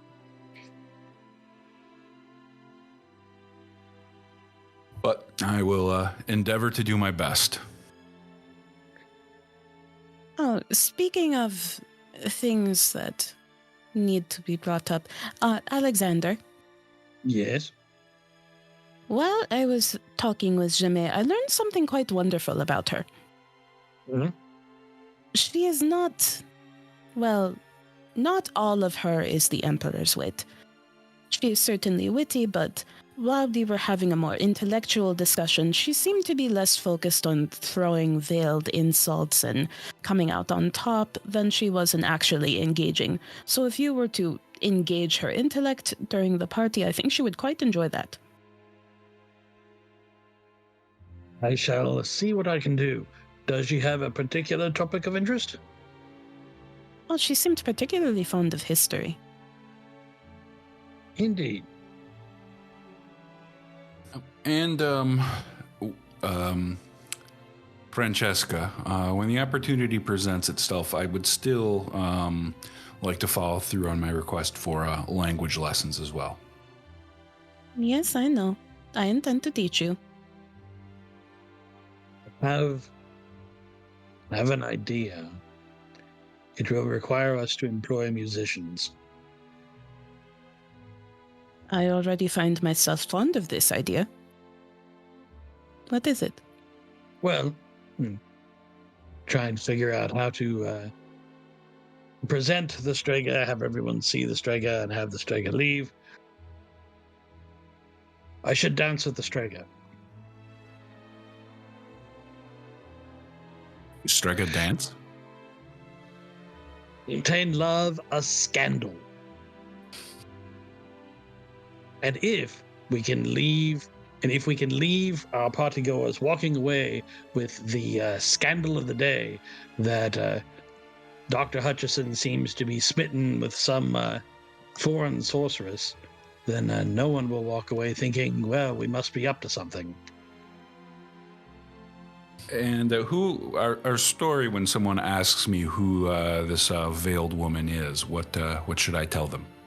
That you are sworn to secrecy as my friend. That will certainly create an aura of mystery. I like Indeed. it. So I suppose tomorrow we will start looking for florists and caterers and decorators and seamstresses. Yes, do not worry. I will be here to guide you should you need it. Thank you. Was it a good idea to allow Lucia and Alonso to go off alone? Absolutely not, but I don't know that we had any other option. I have not heard any explosions or gunfire, so it's either far enough away that we can't hear it, or they're on their best behavior. They shall return in success, or, well, you two already know where the prison is, so it should be fine. Yes.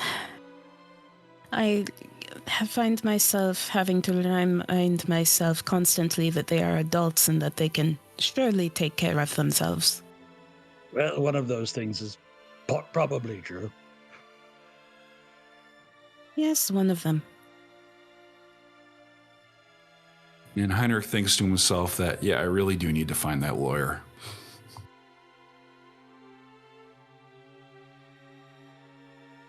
All right. Is there anything else the three of you would like to do while you are here? or are we going to sit and start talking about the details of the party? I need to step out to a bookseller's, but I shall return. Okay.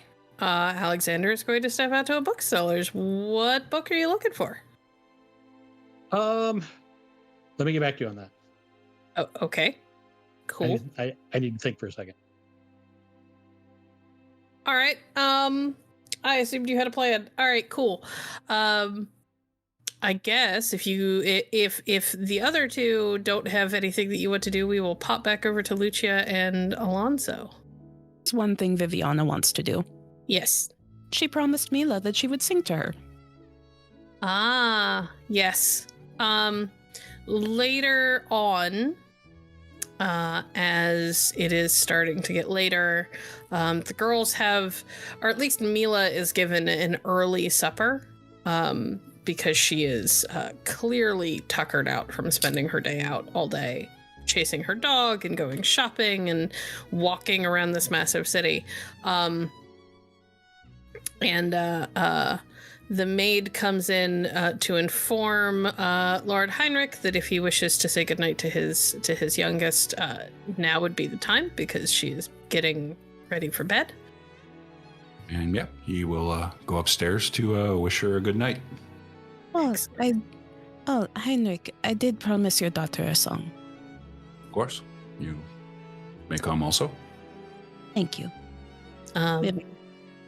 You two make your way upstairs. The maid has already gotten her changed and braided her hair for the night and things like that, and she is shouting at her sister, who is insisting that it is time for bed. It is later than she thinks it is, blah, blah, blah, blah, blah.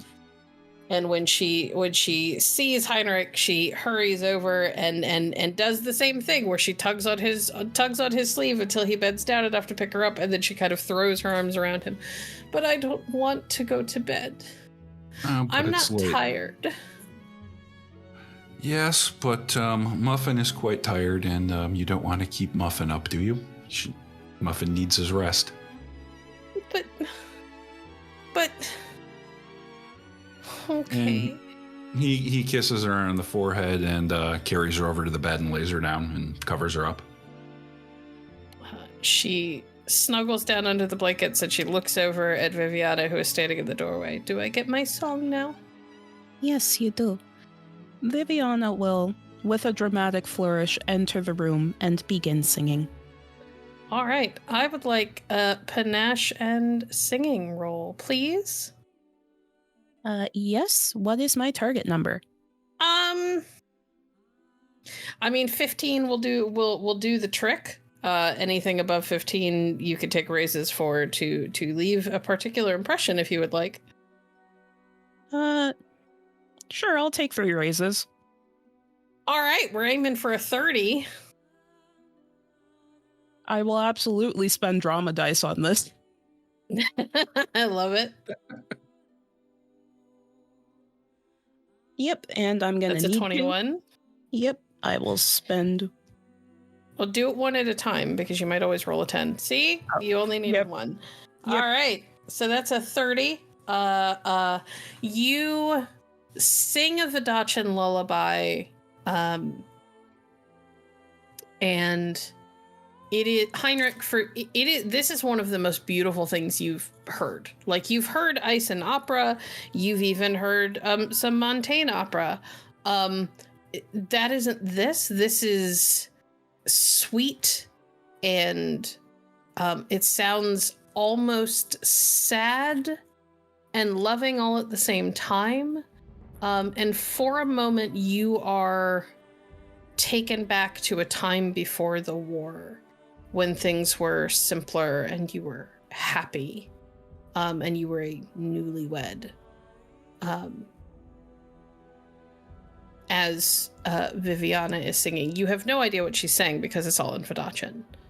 But the tone and the tenor and beauty of it sort of like hits you in the core of like who you are and what makes you happiest. Can I spend my monologue token on Heinrich?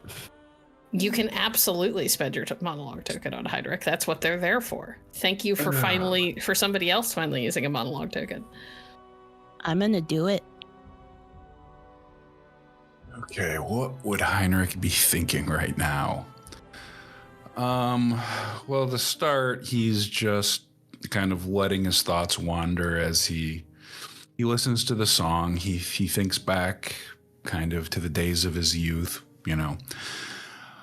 with his parents. I'm living on their estate, doing, the things that, young teenagers do before the war started, before he was forced to become an adult much earlier than he should have. He thinks about his wife. He remembers fondly their wedding, the weeks, the weeks that followed, and with great sadness, he remembers, about 2 weeks after their wedding, him having to put on his uniform and ride back out to join the army.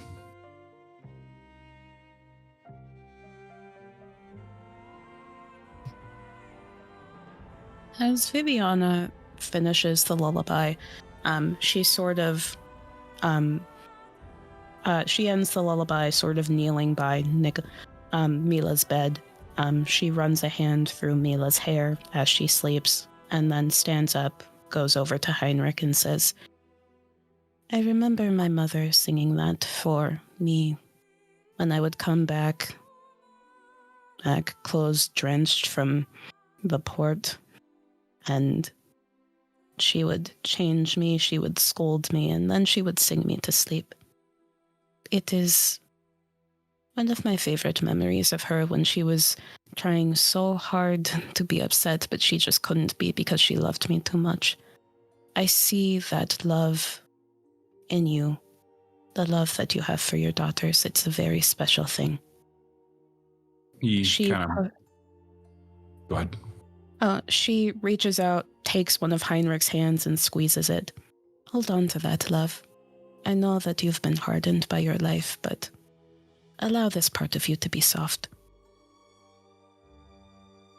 He kind of blinks a few times as he, comes back to the present and says, it's a lovely song.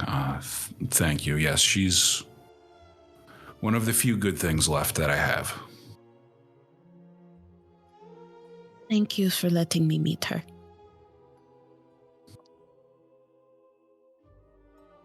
And he'll lead her out of the room to let the little girl sleep. Heinrich, make me a raw resolve roll. Okay. No target number.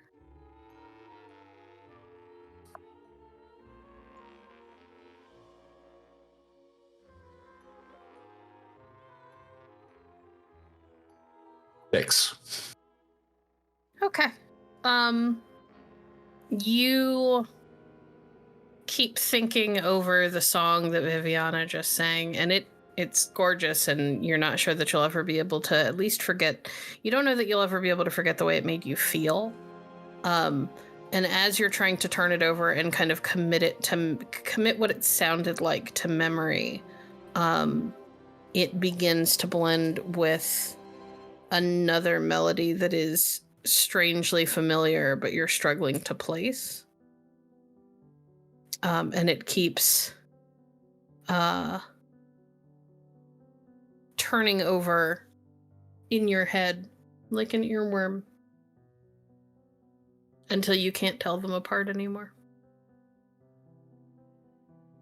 Lovely. The brainworm song now is stopping me from listening to other music. Not so much that as they almost seem to become the same song. They still evoke the same, and it all still evokes the same feeling as Viviana's song did.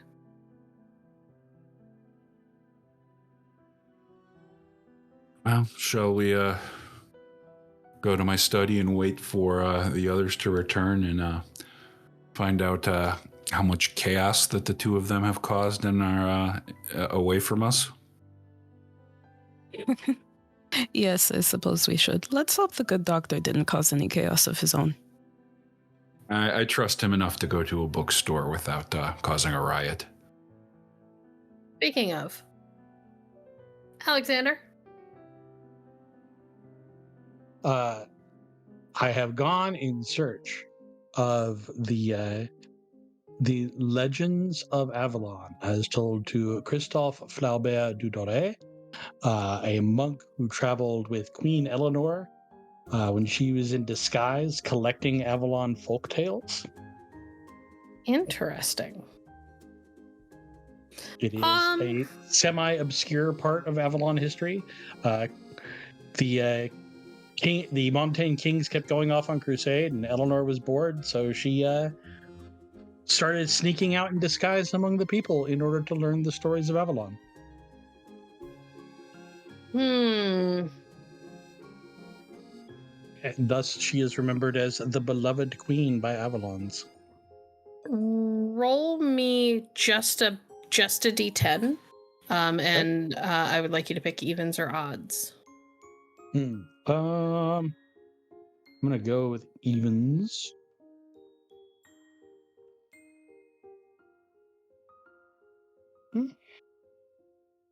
Excellent. It isn't the first or even the second store you go to that has it. It's like the fourth or fifth. And it is tucked away in like a back corner on a shelf full of clearly forgotten volumes. Perfect.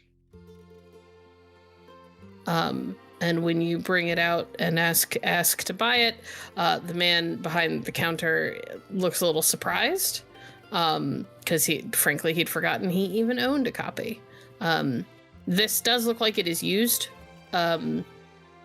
Books, while they are able to be printed and everything like that now, are still not in like ready, easy supply. So this is clearly a used copy, but it is not falling apart. It's looks like it is well loved. And he asks for a few guilders for it. I, out of character, wouldn't even know what to ask for something like this, and I don't have that part of the player's guide open. So, it's like 2 or 3 guilders. And then he asks if you would like anything else. This will be all. Thank you so much. You're welcome.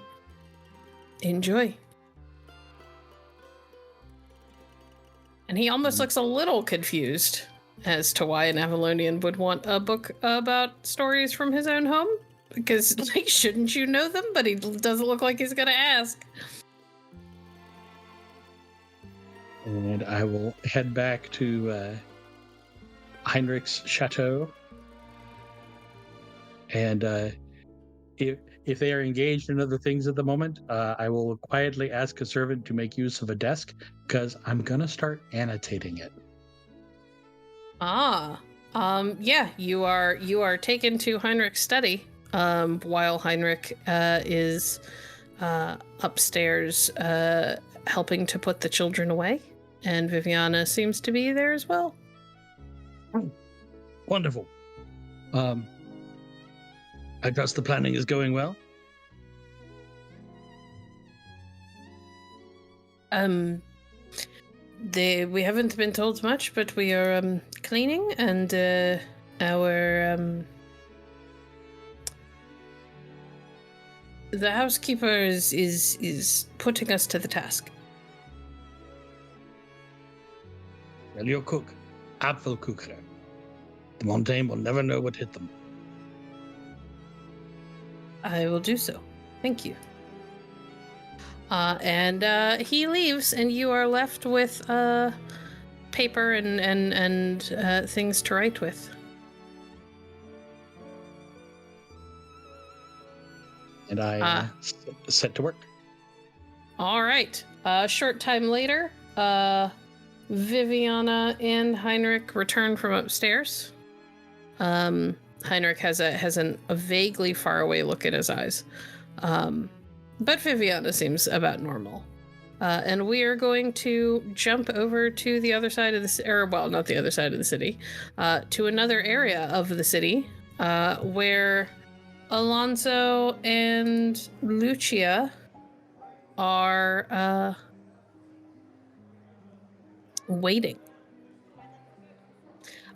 Question for Lucia. Are you just going to continue to sit and wait for your spider, or are you going to are you gonna like go closer to the gate to see if you can like meet it? Like, what's the plan?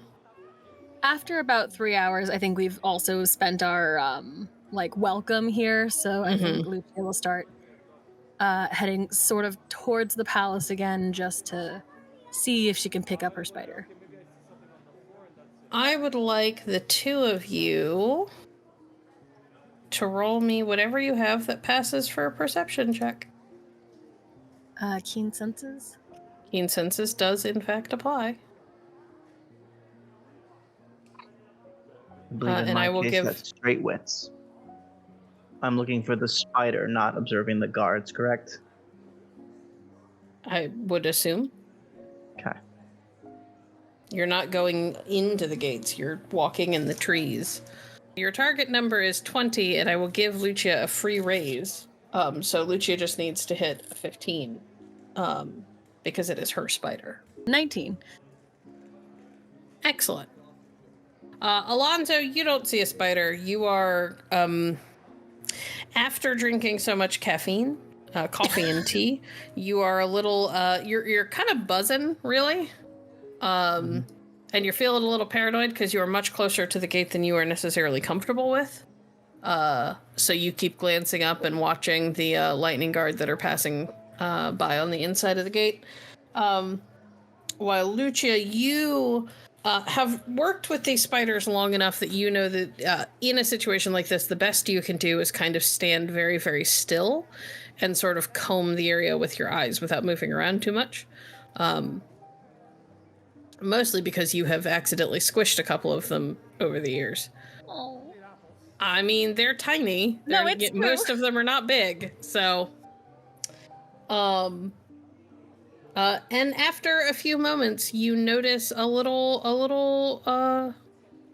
black thing moving through the grass about 5 feet away. Lucia will push Alonso away from it so he does not step on it, and go get it. Okay. It is your spider, and it looks tuckered out. As soon as it is in your hands and it realizes where it is, it just sort of, you watch as it sort of shudders and relaxes a little bit. Povere Gistano. Yeah, Lucia puts him back in the box, and insane. Lucia puts him back in the box and fishes a dead cricket out of a pouch to feed, like leave in there with it. Excellent. Well, I think our job here is done, so we can head back to Lord Heinrich's. Good. I do have one stop to make on the way. What now? It will not take long. I believe we are not far from the Lady Sylvia's house. What are you going to do at Sylvia's house? I just drew up a small letter. I was going to deliver it. Echo, what could go wrong?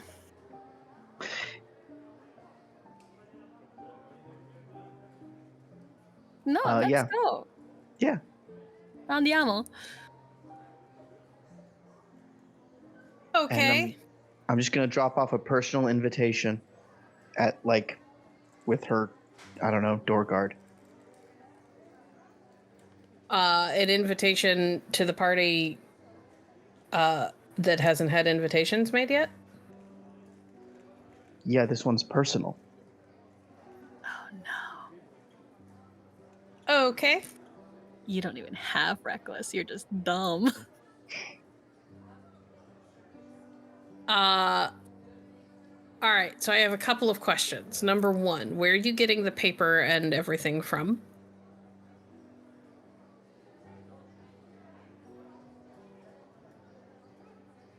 Fair. I suppose I don't carry that around. No. Nor do I necessarily have the resources even to scrawl it on a napkin. I mean, most napkins at this point in time would be fabric. And you could always get a napkin. Napkins aren't difficult. Yeah, but that would be weird. The means to write with, it is the problem.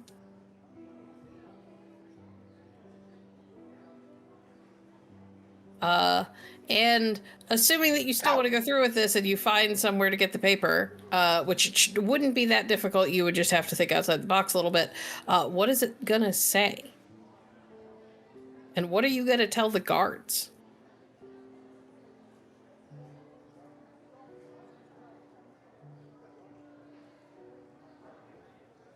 I confidently say that I haven't thought this through. I am Jack's complete lack of surprise.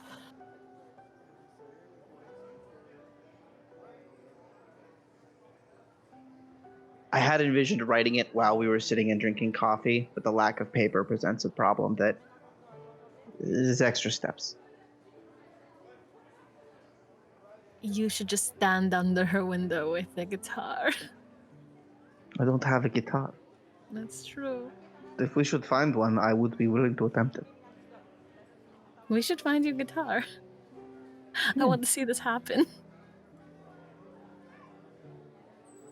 It's a grand gesture, yes? See, although I'm more invested in seeing you fail. You are a wicked friend. I am. Come on, let's go. Back to where we were meant to go. Perhaps we can invite Sylvie formally. I suppose that will have to do. But she's going to notice from me. Does it matter? Yes, it absolutely matters. A party at Herr von Graf doesn't necessarily tell her that I'm going to be there, and I want her to know. So she can do what? Show up. Do you think she'll show up for you? Do you think she won't? I don't know what she thinks. However, she will probably show up for Il Dottore. That is a low blow, and you know it. It is not. He is famous. And we head back to the house. All right. Sometime later, you arrive at the Von Grath home, and Gunther meets you at the door and sees you into Heinrich's study.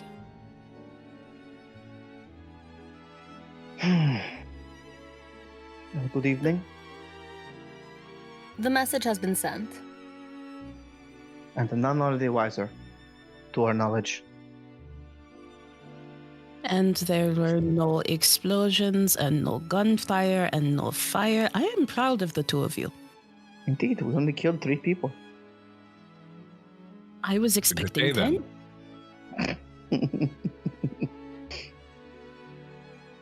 No, it was a simple thing. The spider is the true hero here. Which is a statement I never believed I would say.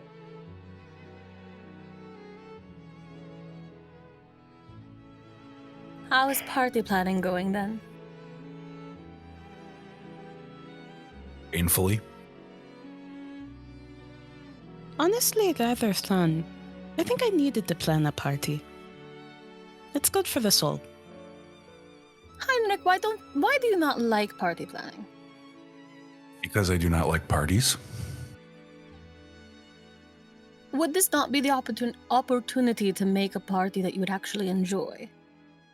I do not think a party that he would enjoy is a party that the Montaigne nobility would enjoy. Exactly. Perhaps the novelty would amuse them. Yes, perhaps we could challenge several of them to duels and fight for the entertainment of the crowd. I actually do believe that would go over well, especially if it were a non-noble fighting a noble. Although Heinrich's dueling style is prone to lasting injury. Not that it would not be done, but you would have to proceed with caution. But let us not forget, we cannot fault Heinrich for disliking parties. According to his daughters, he is shy. Is that a fact? Signora Felici, do you perhaps have a in your things a traditional Strega dress? Lucia fully goes from grinning at the idea of shy Heinrich to just fully face dropped. I do. It is a nice dress. Splendid. Do you own a veil that would mask your face, that people would not be able to see it, like, at all? No veil is true. The style of veil that is popular in Vodace is not entirely covered. It is not solid, you understand? I do. We will have to acquire a veil then. Something, No, it is. It will be obscuring enough. All right.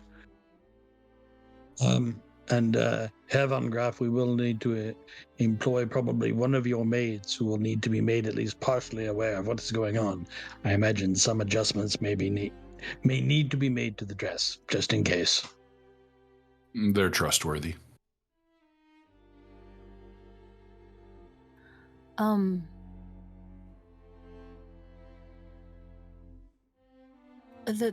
How different in size are Viviana and I really? That is a question for the two of you. Never really discussed it. We haven't. I imagine Viviana is a bit taller. Like I wrote her at 5'7".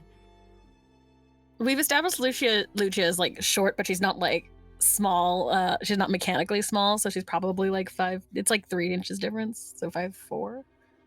I've always imagined them as being the same height, but one stands to her full and the other kind of runs around like a goblin. Yeah, that's about right.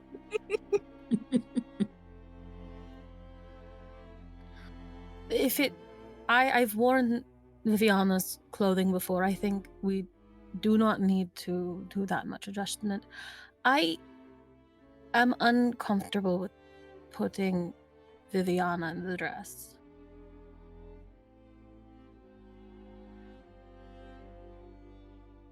And why? It's the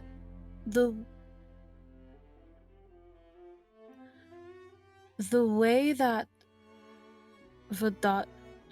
Striga And courtesans have a complicated relationship. Notoriously, we do not like each other. Vodace is a interesting place. And it is sort of a presentation dress.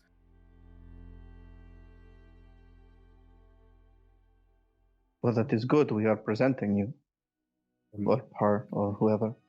I'm not certain what the heart of your objection is, Signorina. Only that I am simply uncomfortable, but if we need to, we will. If it goes like this, should it turn out that the Imperatrix is taller than both of you, it would be simpler to put Viviana in semi-reasonable heels than it would be to put you on stilts. No, that is true. I should have grabbed it when we were at. I should have grabbed the dress when we were at. But you didn't. Yeah, I didn't. No. There will be time. And the presentation of this will be very swift and very simple. Our mystery Strega will appear. There will be, if all goes well, one dance, and then she will vanish again and just be a subject of gossip and talk for the remainder of the day.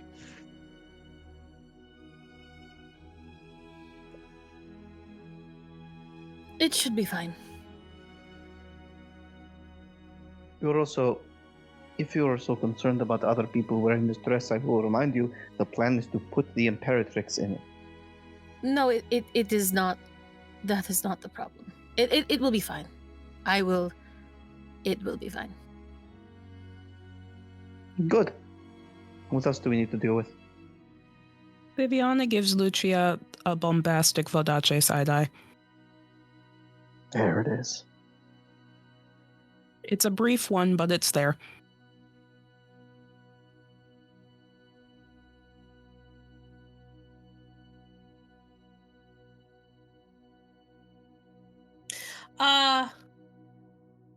Lucia, Yeah?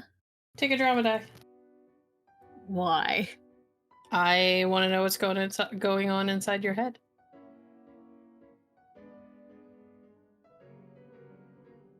Lucia has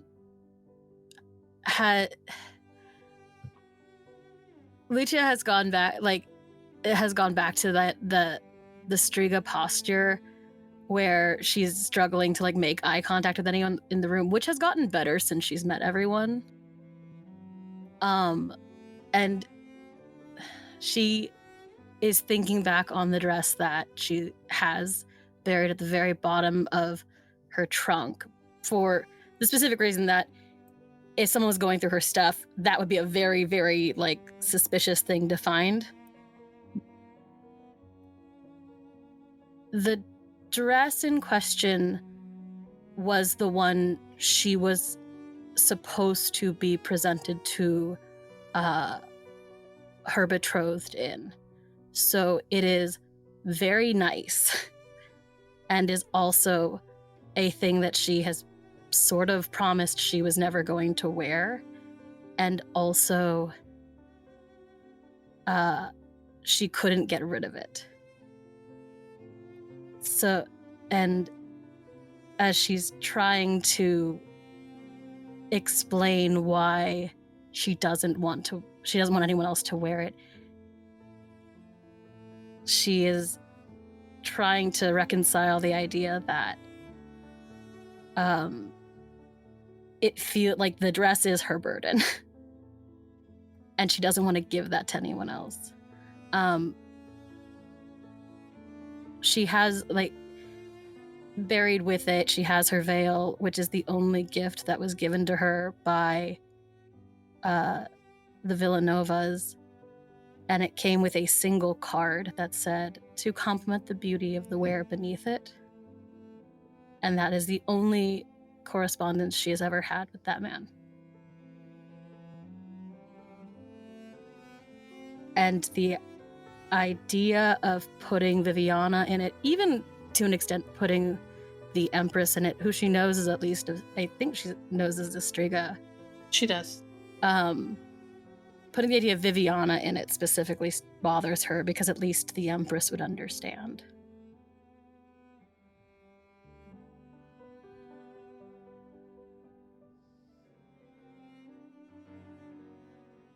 What does... Actually, I would like anybody who has cold read or something of that nature to make me a wits and that roll. We're going to make this a target number 15.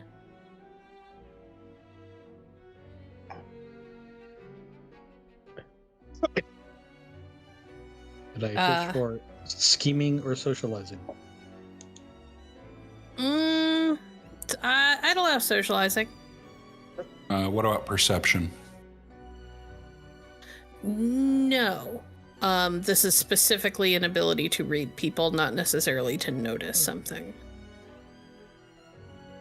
So I would like anybody who has it to make cold reading or socializing or something like that, and wits or just straight wits, target number 15.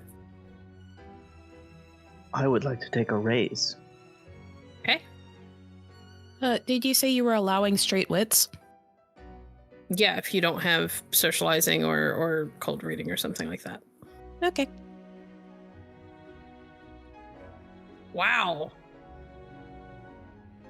I will take 2 raises. Okay. I hit my raised. I see that. As did I. All right. Everybody. Oh, I shouldn't have. I'm sorry. I should have been specific. I was not asking Lucia to roll. I didn't roll. Oh, you didn't. Okay. Sorry. You had the one above everybody else's, and I didn't look at timestamps. Okay. Weirdly, for how caught up in his own shit Heinrich is, even Heinrich notices how Lucia, who has been kind of this like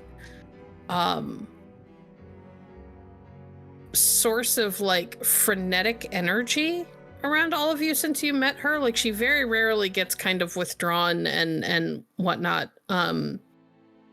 Has almost seemed to make herself like she's trying to make herself physically smaller in the space that she takes up.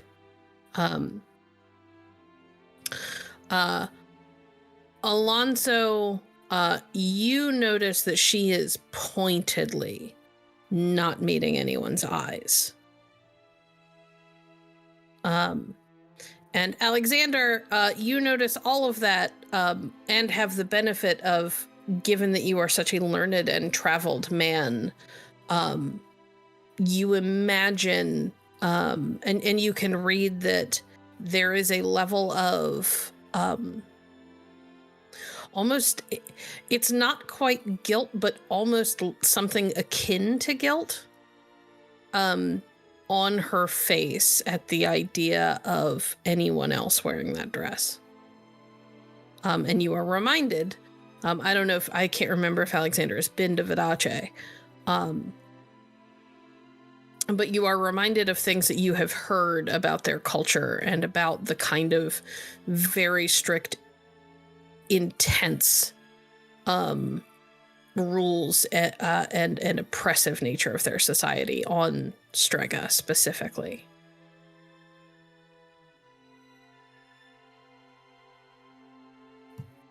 And maybe it hits you as you're standing there that it is women like Viviana who don't have or aren't Strega. It is almost natural that they become as like the big personalities that they can be, and the ability to fill up and command a room might be in direct answer to how small and quiet and unobtrusive the women with real power in their society are expected to be.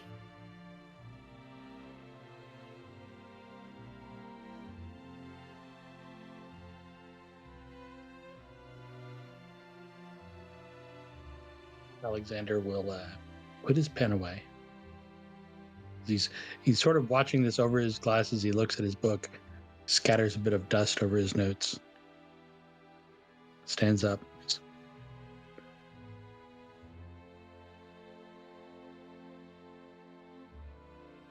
Signorina,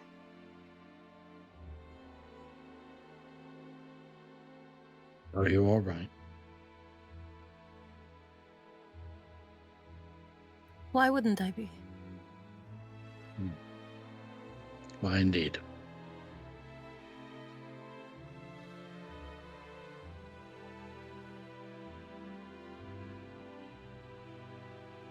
Given the time we are likely to have, and the fact that we do not know what the Imperatrix looks like, it may yet be wise to commission several dresses for the rest of us, sort of, that we might improve upon the disguise.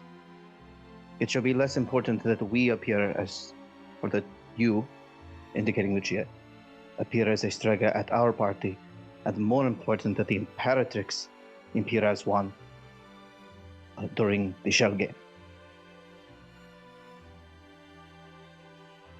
I suspect this dress of yours, Signorina, it is, despite the, shall we say, the uniform standards of fashion for married women, it is of note. Splendid, well made. See? I don't know how many copies we'll be able to make. The nice thing about these sort of dresses is that no one will care about the details. They will only see the color. And you just need to give... The Russians will not care about the details. Are you familiar with a group calling themselves the Mode du Lac? No. They are the fashion critics of Montaigne. They seed their way through parties, quietly critiquing everyone's fashion choices.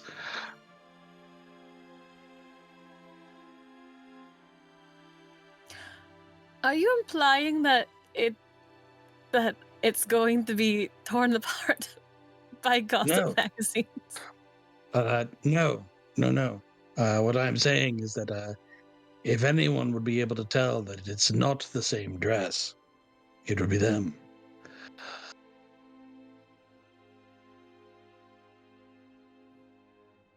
Nonetheless, this seems like the less pressing issue, perhaps one we can discuss further. The actual arrival of the Imperatrix, the party itself. Alonso, detecting that Lucia has been made uncomfortable, trying to change the subject, get her out of the spotlight a little bit. Yes, well, perhaps the Imperatrix will be extremely tall, and we may have to have Alonso wear the dress. Oh, now that is something I would pay money to see. How tall are you, Alonso? Tall enough, and I can move quite gracefully. We could fetch the dress and you could find out now.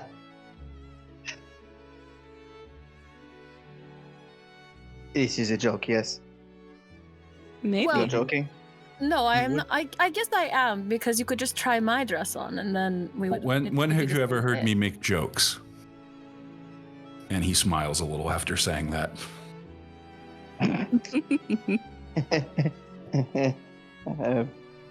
You said we.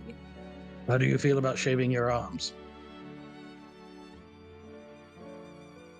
I am willing to do a great deal to see this operation succeed. I will rely upon that.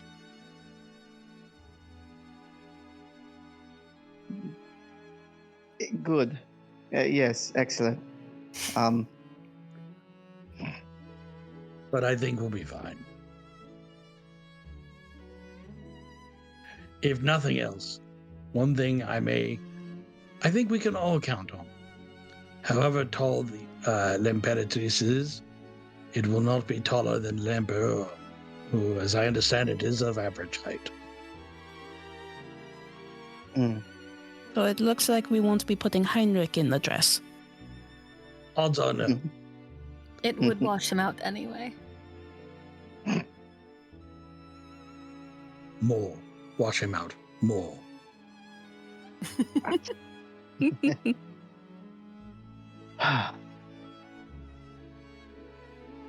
I think that that's where we're going to leave it for the night. I was hoping to give you guys a little bit more time, but that's just such a perfect ending. I can't argue with it. Excellent. Agreed.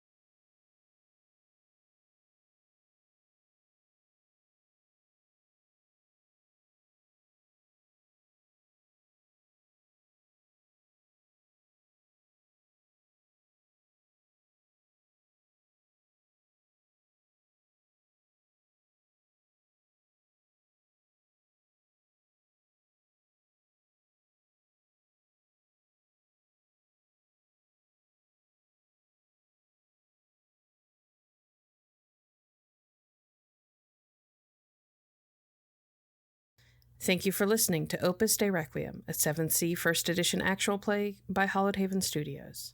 Storytelling for this actual play is provided by Bloodied Porcelain. Alexander Hutchison is played by Bookkeeper. Lucia De Felici is played by Clara Allison. Heinrich von Groth is played by Typhoon. Alonso Hernandez is played by Overthinker. Viviana Lucani is played by Glamour. Our intro music is by Semo. Our art is by Daryl Arazak, who can be found at artstation.com/Daryl Arazak. Our editing is by Virens.